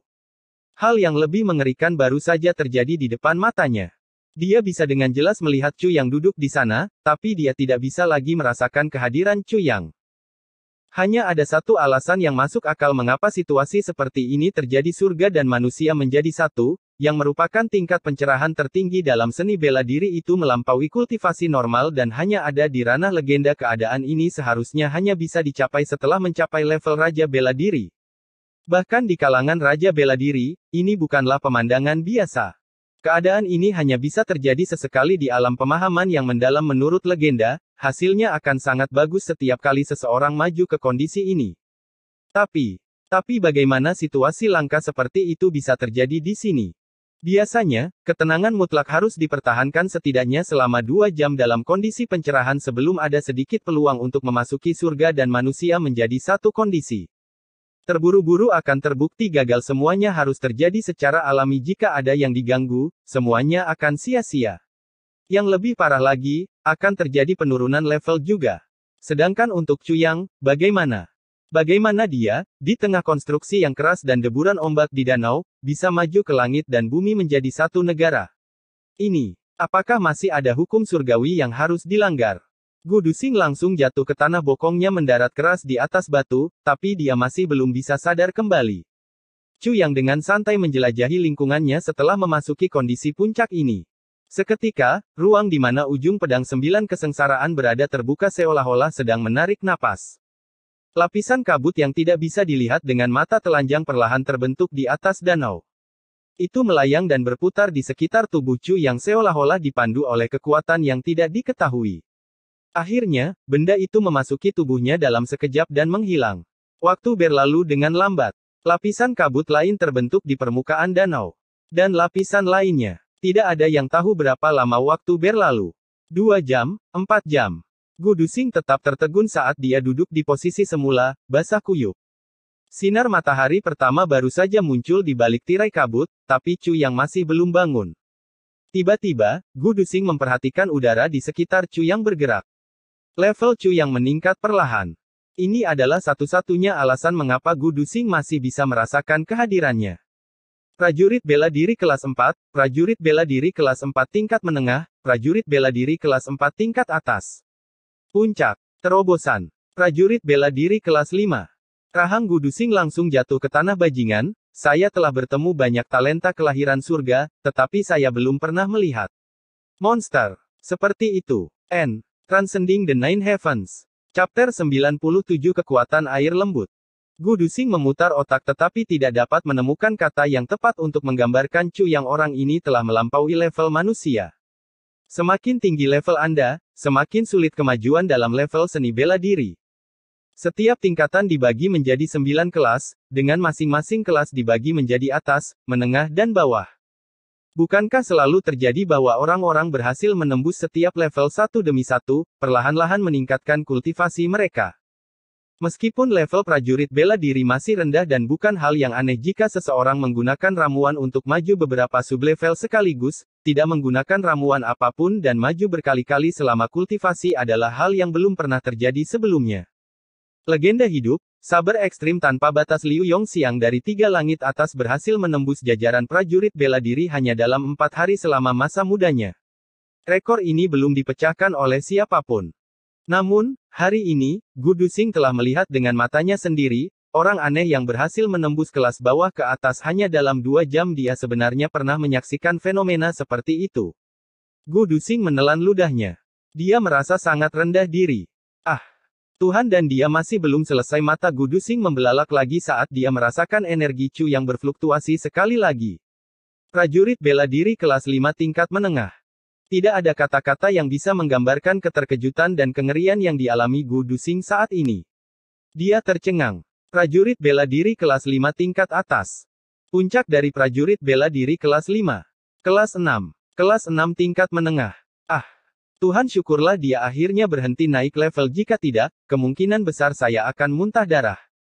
Dia berhenti di puncak kelas 6. Gu Duxing membenturkan kepalanya ke lantai sambil berpikir, hidup dengan orang yang luar biasa seperti itu benar-benar melukai harga diri seseorang. Aku juga, bakat, dibandingkan dengan dia, aku, lebih baik membenturkan kepalaku ke dinding dan bunuh diri. Chu yang naik 2 kelas dalam waktu kurang dari 4 jam. Gu Duxing merasa seolah-olah berada dalam mimpi yang luar biasa, aneh, namun konyol. Akhirnya, Chu yang muncul dari keadaan ajaibnya. Pada saat dia terbangun, suara pedang 9 kesengsaraan terdengar di kepalanya. Kamu akhirnya memahami kekuatan langit dan bumi. Suara itu dipenuhi dengan kegembiraan yang luar biasa. Kekuatan langit dan bumi. Chu yang bertanya dengan skeptis, apakah ini kekuatan langit dan bumi? Ini masih kurang secara substansial jika dibandingkan dengan kekuatan langit dan bumi. Apa yang baru saja kamu alami adalah salah satu dari 100.000 jenis kekuatan langit dan bumi, kekuatan lembut air. Itu adalah kejadian yang beruntung. Kehidupanmu sebelumnya dipenuhi dengan begitu banyak kesulitan, membuatmu sibuk membalas dendam, oleh karena itu kamu tidak dapat melihat hal lain dalam hidup. Aku tidak percaya bahwa kamu dapat mengalami satu jenis kesulitan begitu awal dalam kehidupan ini. Air terbagi menjadi kekuatan berwujud dan tidak berwujud. Kekuatan energi berwujud meliputi kekuatan laut mengaum, kekuatan penghancur banjir bandang, kekuatan air surga, dan kekuatan kekerasan surga. Apa yang baru saja Anda alami adalah kekuatan lembut dari kekuatan berwujud. Apa gunanya kekuatan ini? Menaklukkan dengan kelembutan. Suara itu menjelaskan, terserah Anda untuk mengetahui cara menggunakannya. Tidak ada yang tidak dapat digunakan oleh teknik 9 kesengsaraan yang melampaui 9 surga. Begitu. Kalau begitu, apakah gunung, sungai, lautan, danau, hutan, tanah, angin, kilat, hujan, salju, dan awan semuanya membawa jenis kekuatan yang berbeda. Chu Yang bertanya, ada kekuatan yang bahkan tidak dapat Anda bayangkan. Anda akan beruntung jika bisa mengalaminya. Jika Anda tidak memiliki kesempatan untuk mengalaminya, apapun yang saya katakan akan sia-sia. Semuanya tergantung pada kebetulan dan pemahaman. Suara kecil itu menghilang perlahan. Bukankah tujuan keberadaanmu adalah untuk menunjukkan padaku jalan menuju peluang ini? Chu Yang bertanya. Tidak ada jawaban karena sepertinya suara itu tertidur sekali lagi. Chu Yang tahu bahwa pedang 9 kesengsaraan bukanlah obat untuk segalanya. Dia harus bergantung pada dirinya sendiri jika ingin mencapai puncak kultivasinya. Tidak ada yang bisa menggantikan orang yang sebenarnya dalam kultivasi, baik itu pedang 9 kesengsaraan atau teknik 9 kesengsaraan yang melampaui 9 surga, bahkan jika roh pedang ada di sekitar. Pedang 9 kesengsaraan hanya akan memberitahunya rincian yang diperlukan setelah dia mencapai titik spesifik tertentu dalam kultivasinya menggunakan usahanya sendiri. Jika dia tidak bekerja keras, maka menghasilkan senjata terkuat di dunia sama saja dengan memegang sepotong kayu busuk. Chu Yang merenung sejenak. Sedikit pengingat sebelumnya sudah cukup untuk membuka matanya terhadap sifat seni bela diri yang luas dan tak terbatas. Sebelumnya, Chu Yang telah berkultivasi dengan mengikuti jalan kecil dan sempit. Namun, dia sekarang bisa melihat ruang terbuka luas dan langit biru. Alam semesta tanpa akhir. Dengan desahan yang sedikit kegembiraan, Chu Yang berdiri. Sendi-sendinya retak. Baru setelah dia melihat ke langit pagi dia menjadi terkejut. Terbukti, dia baru duduk kurang dari 4 jam. Bagaimana hal yang tidak biasa ini bisa terjadi? Dia jelas tidak kelelahan. Namun, seseorang biasanya harus duduk sepanjang malam agar persendiannya retak seperti yang dialami Chu Yang. Dulu, saat dia duduk dan berkultivasi sepanjang malam, persendiannya akan retak karena kelelahan. Sebaliknya hari ini, dia merasa segar, seolah-olah telah terbebas dari belenggu dan tubuhnya terasa begitu ringan hingga bisa terbang. Seolah-olah dia mendapatkan tidur malam yang nyenyak alih-alih berkultivasi. Dia mencoba mengaktifkan sedikit energinya. Tiba-tiba, energi melonjak dari dantiannya dan mengalir melalui meridiannya. Chu Yang merasakan ada yang tidak beres dan segera mencoba mengaktifkan aliran energi untuk putaran berikutnya. Rahangnya terjatuh. Biasanya, energinya tidak dapat mencapai 2 titik berturut-turut sekaligus. Namun, kali ini hal itu tidak terhalang secara tak terduga. Mungkinkah ini sebuah terobosan? Chu Yang tidak bisa menahan kegembiraannya. Dia tidak percaya bahwa dia mampu menembus 2 tingkatan hanya setelah 4 jam berkultivasi. Ini sungguh luar biasa. Chu Yang merasa sangat santai ketika seseorang muncul di depannya. Saat dia melihat ke arah Gu Duxing, dia menyadari bahwa dia terlihat lelah dan dia menatapnya dengan mata merah. Meskipun ekspresi wajahnya mengerikan, ekspresi dingin dan mati yang biasanya dia tunjukkan di wajahnya tidak ditemukan. Ada apa denganmu? Gu Duxing mengertakkan gigi dan menggeram pelan, apa yang ingin kamu katakan? Chu Yang menggaruk kepalanya dan bertanya dengan kesal, apakah ada sesuatu yang penting? Gu Duxing kehilangan ketenangannya dan menjadi gila. Dia melompat dan berteriak, bagaimana kamu melakukan itu? Bagaimana aku melakukan apa? Tanya Chu Yang, bingung. Kamu, apakah kamu bahkan manusia? Gu Duxing mengitari Chu Yang dengan langkah cepat. Dia kemudian membungkuk ke arah Chu Yang, hidungnya hampir menyentuh hidung Chu Yang, kamu, apakah kamu akan memberitahuku? Bagaimana kamu? Bagaimana kamu naik 2 kelas hanya dalam 4 jam? Gu Duxing hampir menangis. Brengsek, orang ini berpura-pura tidak bersalah. Kamu sedang membicarakan ini. Chu Yang menggaruk kepalanya dengan polos, sejujurnya, saya juga tidak yakin tentang hal ini. Saya baru menyadari bahwa saya telah naik 2 kelas ketika saya sadar. Saya diam-diam masih senang tentang hal itu. Apakah kamu tidak yakin tentang ini? Diam-diam bahagia. Yang bisa dilihat Gu Duxing hanyalah bintang-bintang biru dan merah berpegangan tangan dan menari di depan matanya. Seluruh dunianya berputar. Dia mengeluarkan 2 erangan dan menatap Chu Yang dengan tidak percaya. Akhirnya, dia membanting kakinya ke bawah dan menarik napas dalam-dalam untuk menekan tekanan darahnya yang meningkat. Tiba-tiba, dia menyadari bahwa mungkin kejadian seperti itu juga tidak berada dalam kendali Chu Yang. Ketika datang ke pemula prajurit bela diri seperti Chu Yang, kemungkinan besar dia tidak tahu apa-apa. Ini hanyalah keberuntungannya, semuanya terjadi dari keadaan tidak sadarkan diri. Tidak mungkin bagi Chu Yang untuk menyadari apa yang sedang terjadi.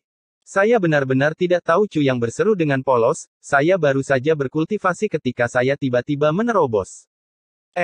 Transcending the Nine Heavens. Chapter 98 Membunuh atau tidak membunuh. Jangan bilang, Gu Duxing melambaikan tangannya pada Chu yang dengan acuh saat dia menatapnya dengan ekspresi bingung. Dia hampir ingin menendang Chu Yang. Ini terlalu mengerikan untuk seseorang yang tidak mengerti seperti dia bisa maju begitu cepat. Terutama sejak aku menyaksikannya dari awal hingga akhir. Aku telah mencoba memasuki keadaan ini selama bertahun-tahun dan bahkan belum pernah mengalaminya sekalipun. Dengan pemikiran itu, Gu Duxing mulai menjadi lebih emosional hingga dia hampir menangis. Akulah yang seharusnya maju. Chu yang tidak dapat menemukan respons yang sesuai. Bagaimana mungkin dia tidak berharap agar Gu Duxing cepat maju dalam kultivasinya juga? Lagi pula, naik 2 tingkat saja tidak cukup karena kekuatannya sendiri masih terlalu lemah. Di sisi lain, Gu Duxing adalah Master Pedang Agung kelas 5. Kekuatan bertarungnya masih akan meningkat pesat meski dia naik hanya 1 tingkat. Meski begitu, hal seperti itu hanya bergantung pada kebetulan dan pemahaman mendasar orang tersebut. Jika Chu yang telah mencoba membantunya memahami sebelum dia seharusnya melakukannya, kemajuannya dalam kultivasi mungkin akan tertunda. Bahkan bisa menyebabkan Gu Duxing tidak pernah bisa mengalami keadaan yang diceritakan Chu yang kepadanya. Itu hanya bisa menjadi milik Anda jika Anda mengalaminya sendiri. Pada akhirnya, pengalaman orang lain hanyalah pemikiran pribadi mereka, tidak peduli seberapa bagusnya. Bagaimana pemikiran 2 orang bisa sama? Jika Gu Duxing sudah mengalami apa yang baru saja dialami Chu yang sebelumnya dalam kultivasinya, Chu yang pasti akan meniru roh pedang dan memberinya beberapa petunjuk tentang cara mencapai hasil terbaik. Namun, Gu Duxing belum melakukannya. Tiba di salah satu negara bagian ini. Memberitahunya apapun tidak akan baik untuk masa depannya sama sekali. Baik Chu Yang dan Gu Duxing dengan jelas memahami prinsip ini. Oleh karena itu, mereka berdua merasa sedih. Keadaan itu, bagaimana kamu memasukinya? Gu Duxing bertanya penuh harap. Begitu kata-kata itu keluar dari mulutnya, dia segera menggelengkan kepalanya dan berkata, sudahlah. Kurasa kamu juga tidak punya petunjuk. Keadaan misterius seperti itu tidak bisa dimasuki hanya dengan mengetahui sebelumnya. Sangat bijaksana. Kamu tahu banyak. Chu yang memujinya, mengacungkan jempol. Pujian seperti itu hanya membuat wajah Gu Duxing memerah dan putih. Dia menjadi lebih tertekan. Saya tidak tahu bagaimana untuk maju ke negara-negara seperti itu. Lebih penting lagi, saya tidak bisa berbagi dengan Anda tentang pengalaman saya sendiri. Tapi saya tahu satu hal. Chu yang menatap Gu Duxing dan melanjutkan perlahan, itu adalah. Kamu terlalu terburu-buru. Kamu harus tahu bahwa tergesa-gesa membuat sia-sia. Semakin kamu terburu-buru, semakin sedikit yang bisa kamu capai. Sampai hari ini, kamu belum memasuki kondisi apapun. Kamu bisa terus berlatih dengan sangat keras, tapi kamu hanya akan menghancurkan dirimu sendiri. Gu Duxing terkejut. Tiba-tiba, dia berdiri tegak dengan tatapan termenung. Kata-kata Chu yang ini sepertinya menyentuh hati dia dan pasti memberinya peringatan. Dia berpikir dengan tenang sejenak. Nafasnya kembali normal dan dia berkata dengan tenang, itu benar. Aku terlalu terburu-buru. Itu selalu menjadi kelemahanku. Pengalaman dan kemajuanmu adalah pemikiran dan nasibmu sendiri. Jika aku ingin memiliki pengalaman dan kemajuanku sendiri, pengalamanku, itu tergantung nasibku sendiri. Kenapa aku harus memintanya dengan paksa? Yang perlu aku andalkan hanyalah diriku sendiri. Chu yang tersenyum dan berkata dengan sungguh-sungguh, pada akhirnya, kamu harus bergantung pada dirimu sendiri. Kata-kata ini adalah bagian dari apa yang baru saja dipahami Chu Yang. Pencerahan apapun yang terkait dengan dunia seni bela diri tidak dapat dibagikan kepada Gu Duxing. Namun pencerahan hidup pasti bisa dibagikan. Bergantung pada dirimu sendiri. Tangan kanan Gu Duxing diletakkan erat di gagang pedangnya. Seluruh tubuhnya tampak telah berubah menjadi pedang yang terhunus, memancarkan energi yang tajam. Matanya mulai bersinar secara bertahap. Bergantung pada diri sendiri bukan berarti tidak mendapatkan bantuan dari teman dan hidup sendiri sepanjang hidupmu. Ini hanya berarti mengandalkan upaya terbaik dan keadaan pikiranmu sendiri. Tentu saja, Gu Duxing memahami hal ini dengan sangat baik. Chu Yang saudaraku, kamu telah membantuku sekali lagi. Gu Duxing mengungkapkan rasa terima kasihnya dengan tulus saat dia melihat cahaya pagi yang terbit dari timur. Kamu pernah mengatakan bahwa jika ada segunung pisau di depanku, aku harus berjalan di atasmu tanpa penyesalan. Chu yang tersenyum, jika itu masalahnya, bantuan kecil apa yang saya lakukan untuk Anda sebelum pergi ke gunung itu? Gu Duxing tersenyum dan berdiri. Dengan senyuman damai yang jarang terlihat, dia mengulangi dengan lembut, baiklah, jika ada segunung pisau di depanmu, dengan senang hati aku akan membiarkanmu berjalan di atasku hanya untuk menyeberanginya. Dia mengulangi kata-kata ini dengan sangat pelan sehingga dia hampir tidak mengeluarkan suara apapun. Chu yang hanya bisa melihat gerakannya bergerak sedikit tetapi tidak bisa mendengar apa yang dia katakan.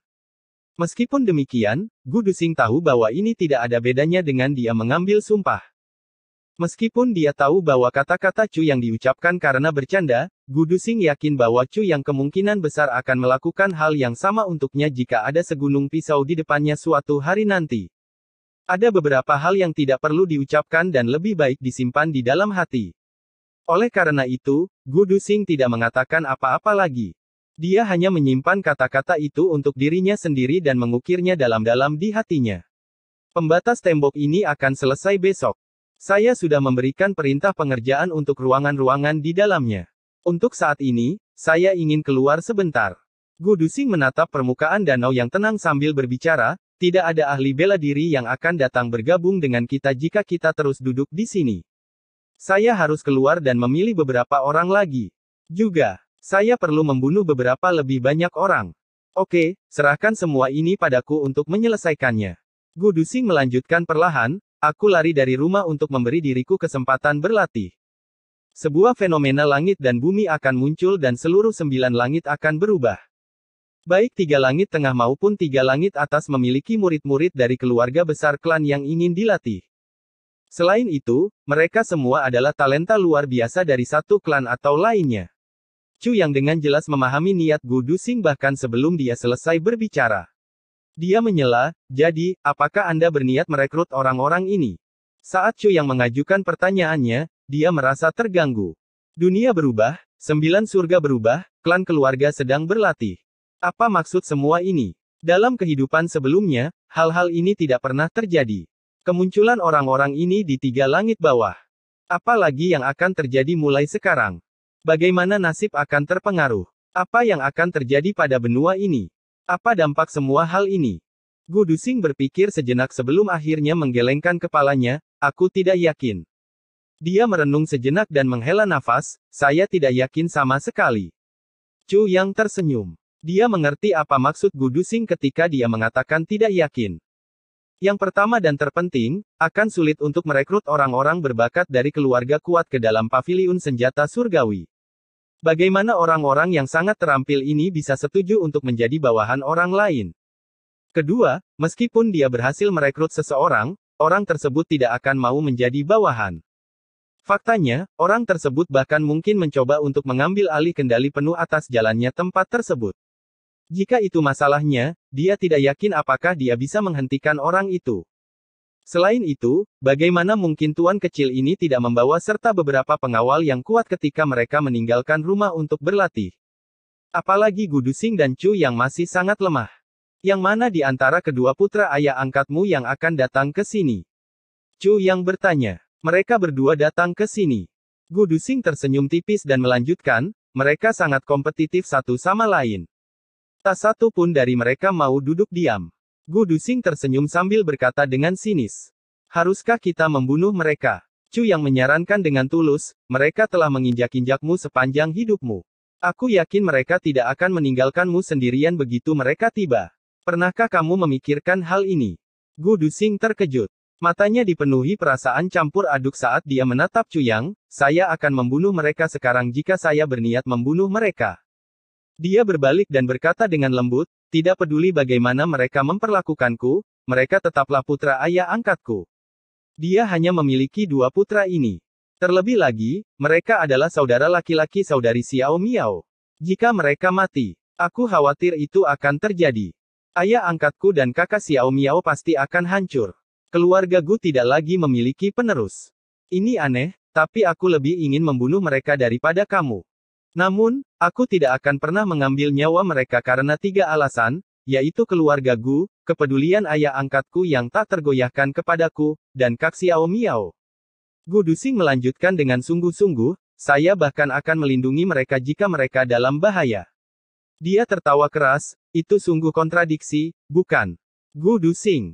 Chu yang berkata dengan tulus, kamu benar-benar pria hebat. Tidak, kamu adalah teladan dari pria yang seharusnya. Membunuh berarti menjadi pria hebat. Tapi tidak membunuh, dia adalah teladan bagi semua pria.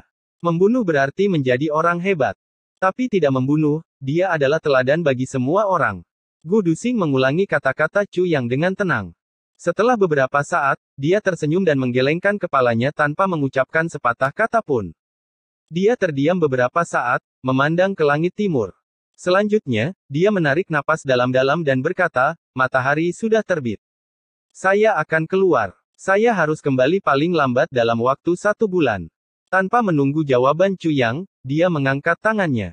Berbeda dengan elang yang meluncur, dia tidak terbang. Sebaliknya, dia menyentuh permukaan air 2 kali dengan kakinya sebelum mencapai pantai di seberang. Dari kejauhan dia melambaikan tangan. Tubuhnya bergetar 2 kali dan dia menghilang sepenuhnya. Di danau, 2 riak yang tercipta saat kaki Gu Dusing menyentuh air perlahan menyebar keluar. Transcending the Nine Heavens. Chapter 99 Paviliun Butian beraksi. Chu yang berdiri diam di tepi danau saat dia merasakan kekuatan familiar berkumpul di dalam tubuhnya. Dia tampaknya sedang menunggu sesuatu terjadi. Pagi tiba. Pembangunan besar-besaran di tepi danau menimbulkan polusi suara di seluruh area. Sejak tadi malam, 6 keluarga besar tidak berani datang dan bertanya tentang properti itu lagi setelah kedua pejabat itu ditegur oleh Tai Butian. Namun, mereka tidak segan-segan mencari keadilan. Lagi pula, para penjaga dan pelayan mereka telah meninggal atau menderita luka-luka. Semua pembantu rumah tangga mereka juga telah ditahan. Hal ini telah memicu keributan besar di kalangan bangsawan Benteng Tandura. Orang-orang datang untuk mencari keadilan. Orang-orang datang untuk menyaksikan keseruannya. Beberapa pejabat bahkan harus datang untuk menengahi situasi tersebut. Benar-benar kekacauan. Namun, kekacauan ini hanya berlangsung selama 5 menit karena suara gemuruh yang bergemuruh dari 4 arah muncul secara tak terduga. Sekelompok penjaga muncul dari segala arah. Pemimpinnya berteriak, Yang Mulia telah menetapkan bahwa Danau Aliran Zamrud akan menjadi tempat untuk merekrut tentara baru.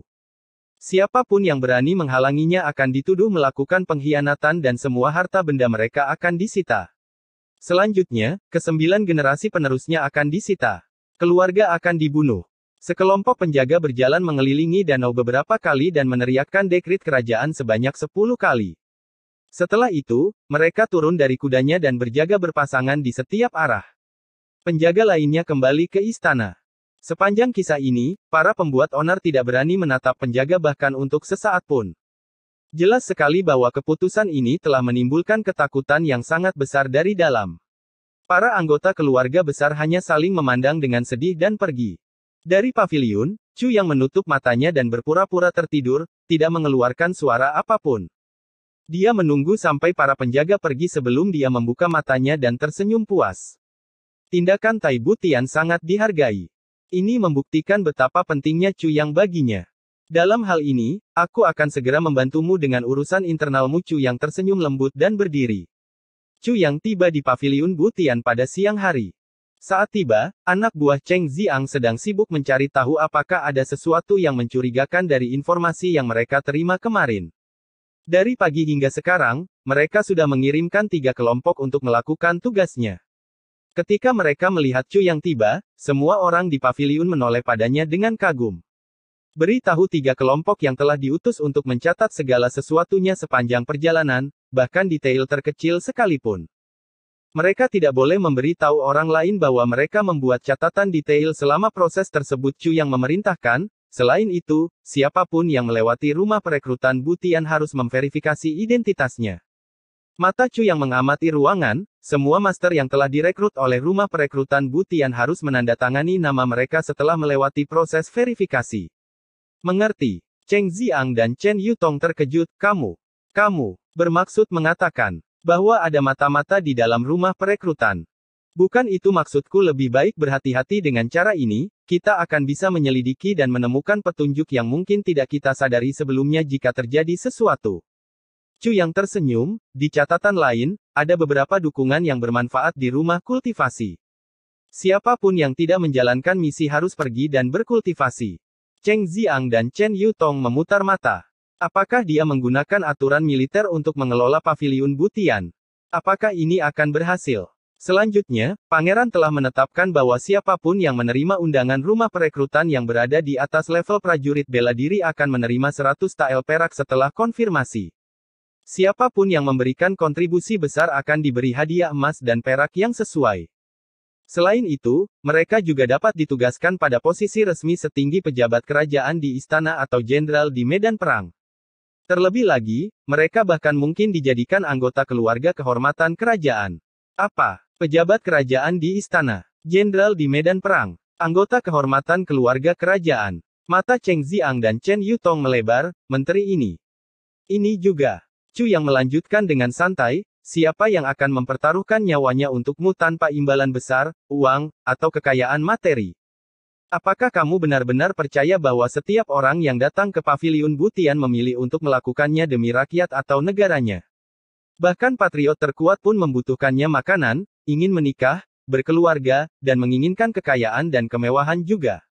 Dia tersenyum sambil melihat pasangan itu, hal yang sama berlaku untuk kalian berdua. Cheng Ziang dan Chen Yutong menoleh untuk saling memandang. Mereka berdua melihat kilatan dari dalam mata masing-masing. Apakah pangeran benar-benar mengatakan hal itu? Cheng Ziang mau tidak mau tetap curiga.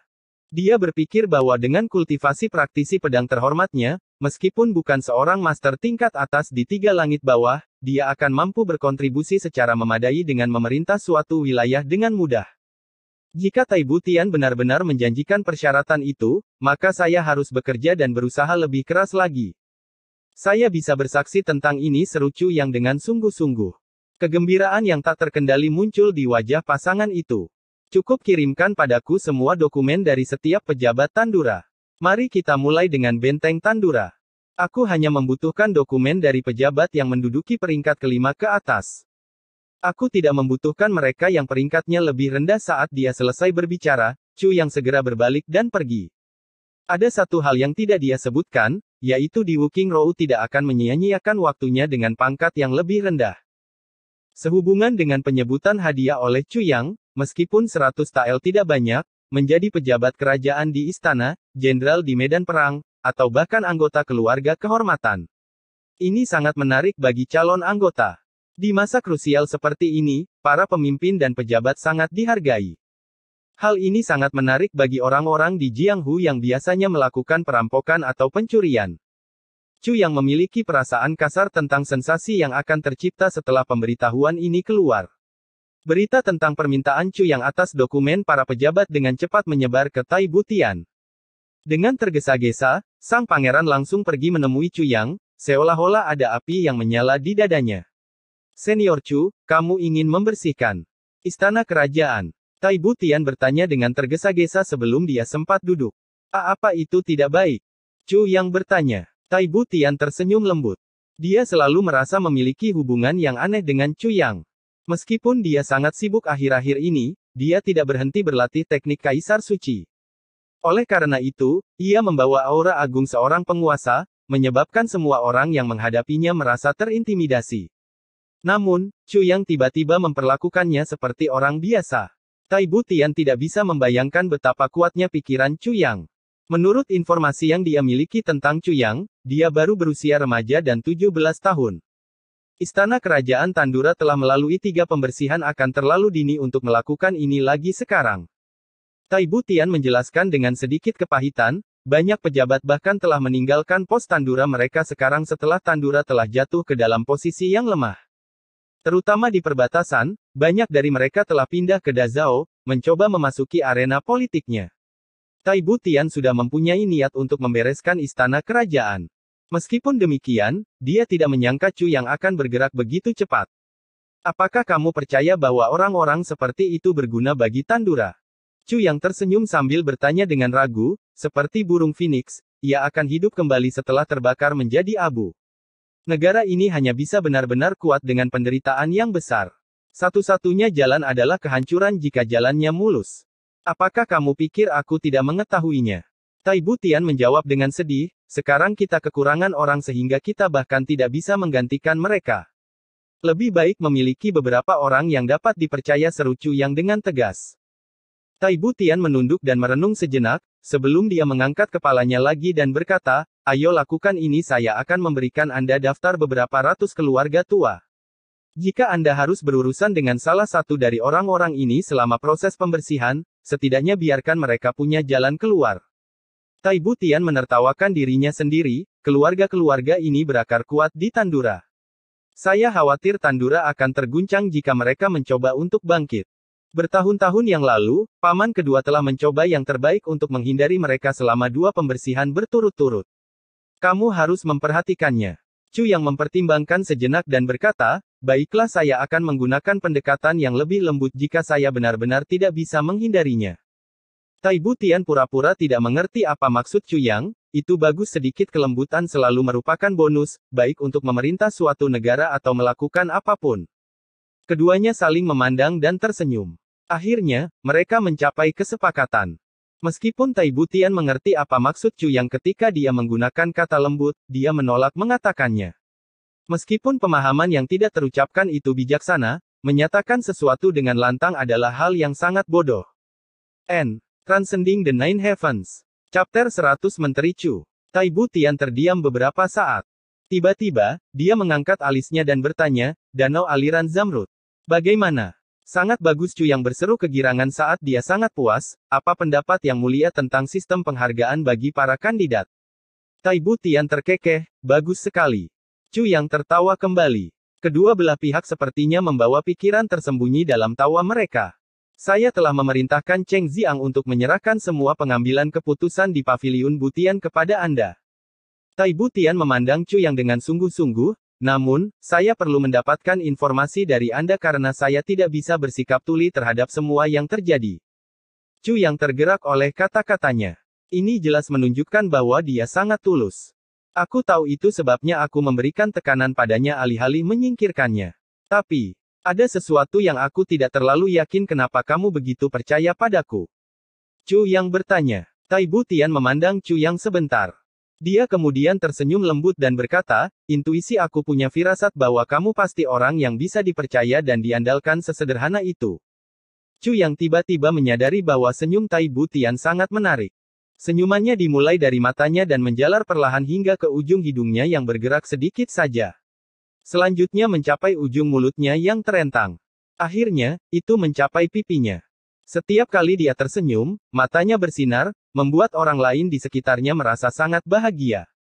Dalam kasus seperti itu, senyuman Tai Butian tidak membawa aura keagungan apapun. Itu, menyenangkan sungguh, betapa menyenangkannya. Anehnya, pemikiran aneh ini muncul di kepala Chu Yang dan mengejutkannya. Dia terus mengingatkan dirinya sendiri, Chu Yang. Itu laki-laki. Saat dia melihat Chu yang menatapnya dengan terpesona, Tai Butian tiba-tiba merasa kesal dan berkata dengan tergesa-gesa, aku akan pergi sekarang.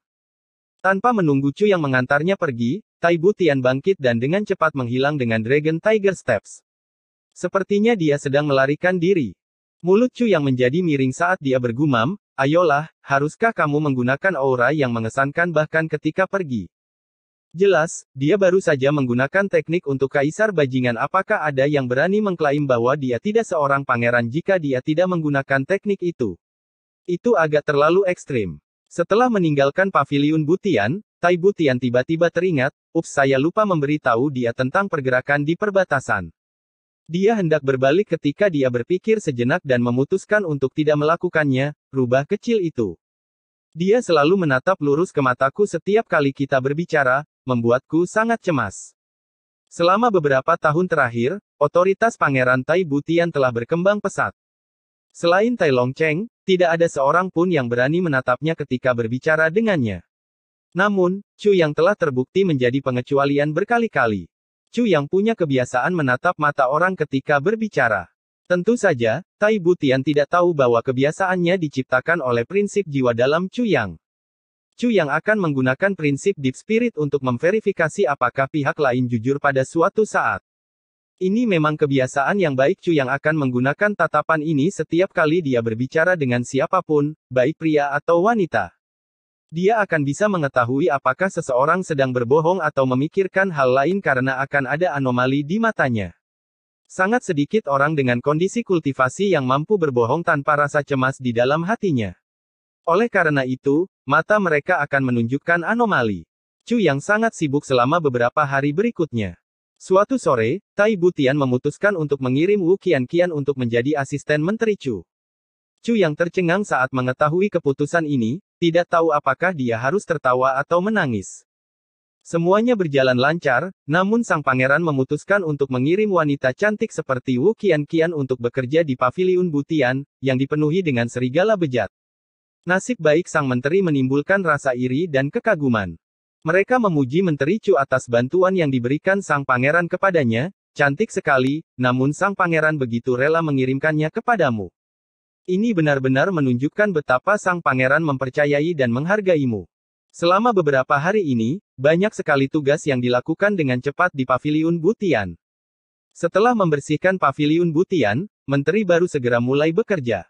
Karena dia tidak dapat menunjukkan dirinya untuk semua pengiriman dokumen penting, dia memutuskan untuk mengirim Wu Qianqian menggantikannya.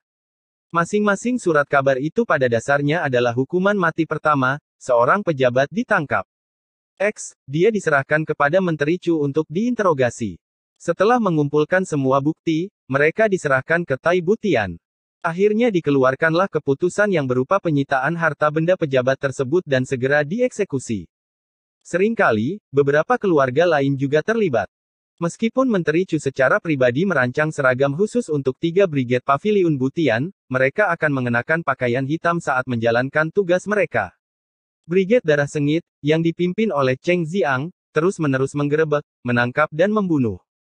Brigade Darah Besi yang dipimpin oleh Menteri Chu terus menginterogasi dan mencari bukti. Terakhir, Brigade Rahasia Surgawi, yang berada di bawah kepemimpinan Chen Yutong, bergiliran menguraikan informasi yang ditemukan oleh mata-mata mereka untuk mengungkap petunjuk terkecil. Setelah petunjuk ditemukan, hasilnya akan dikirim ke Menteri Chu untuk tindakan selanjutnya. Ini berlangsung selama setengah bulan tanpa jeda. Bau busuk darah memenuhi langit benteng awan besi. Paviliun Butian pada dasarnya telah menggantikan bagian kehakiman. Semuanya ditangani oleh Paviliun Butian kecuali sel penjara. Paviliun Butian bekerja dengan efisiensi dan kecepatan yang tak tertandingi. Tak satu pun dari anggotanya memiliki energi yang cukup untuk mengeluh. Mereka tidak berhenti atau beristirahat kapanpun. Jika mereka mempunyai waktu luang sedikit pun, mereka akan dipaksa untuk berkultivasi. Hal ini disebabkan oleh pernyataan Menteri Chu, anggota Paviliun Butian haruslah ahli bela diri dan talenta hebat. Jika kultivasi Anda tidak memenuhi standar yang disyaratkan, sebaiknya Anda bunuh diri agar tidak dibunuh oleh orang lain. Anda ingin berhenti. Itu bukan pilihan. Begitu Anda bergabung dengan kami, Anda tidak dapat pergi meskipun Anda menjadi cacat, kecuali Anda mati selama misi. Orang cacat akan diberi tugas seperti analisis intelijen. Di bawah pengaturan ketatnya, semua anggota Butian Paviliun mengerang dan mengerang selama pelatihan. Mereka tidak pernah berhenti merasa seolah-olah ada pedang yang tergantung di atas kepala mereka setiap saat. Memang benar, Menteri Chu benar-benar tidak memihak. Suatu ketika, ia mengetahui bahwa salah satu saudara dekatnya tidak sedang berkultivasi dan langsung memerintahkan agar ia didayung sebanyak 200 kali di tempat. Hukumannya sangat berat hingga 4 batang kayu patah, darah dan daging berceceran di lantai. Selama menjalani hukuman, Menteri Chu duduk di samping sambil memeriksa berbagai dokumen. Secara berkala, dia akan membagikan selembar kertas bertuliskan, teruslah mengayuh. Jika dia mati maka dia pantas mendapatkannya. Jika tidak, dia harus terus berkultivasi. Tidak ada yang berani mengeluh karena takut kehilangan nyawa.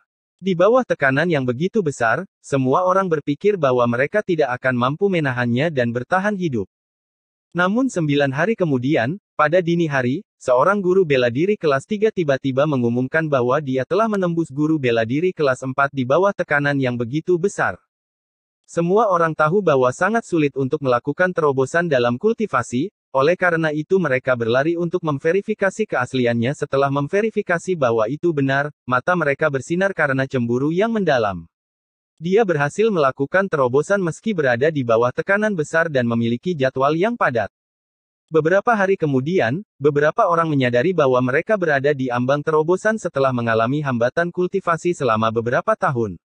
Orang-orang ini bertindak sebagai panutan, menginspirasi mereka yang tidak perlu melakukan terobosan agar lebih berupaya dalam kultivasi mereka sendiri. Mereka tidak tega melihat diri mereka tertinggal sedikit pun dari yang lain. Betapa memalukannya hal itu. Selain itu, mereka akan memiliki peluang lebih besar untuk memberikan kontribusi lebih besar dengan kekuatan lebih besar. Menikah dengan seorang wanita, memiliki anak, menjadi pejabat. Kehidupan menanti mereka. Semua orang akhirnya bisa memahami alasan pendekatan telaten Chu Yang. Suasana yang dulunya bersifat represif dengan cepat berubah menjadi suasana yang memberi semangat dan motivasi. Menteri Chu telah melakukan segalanya demi kita.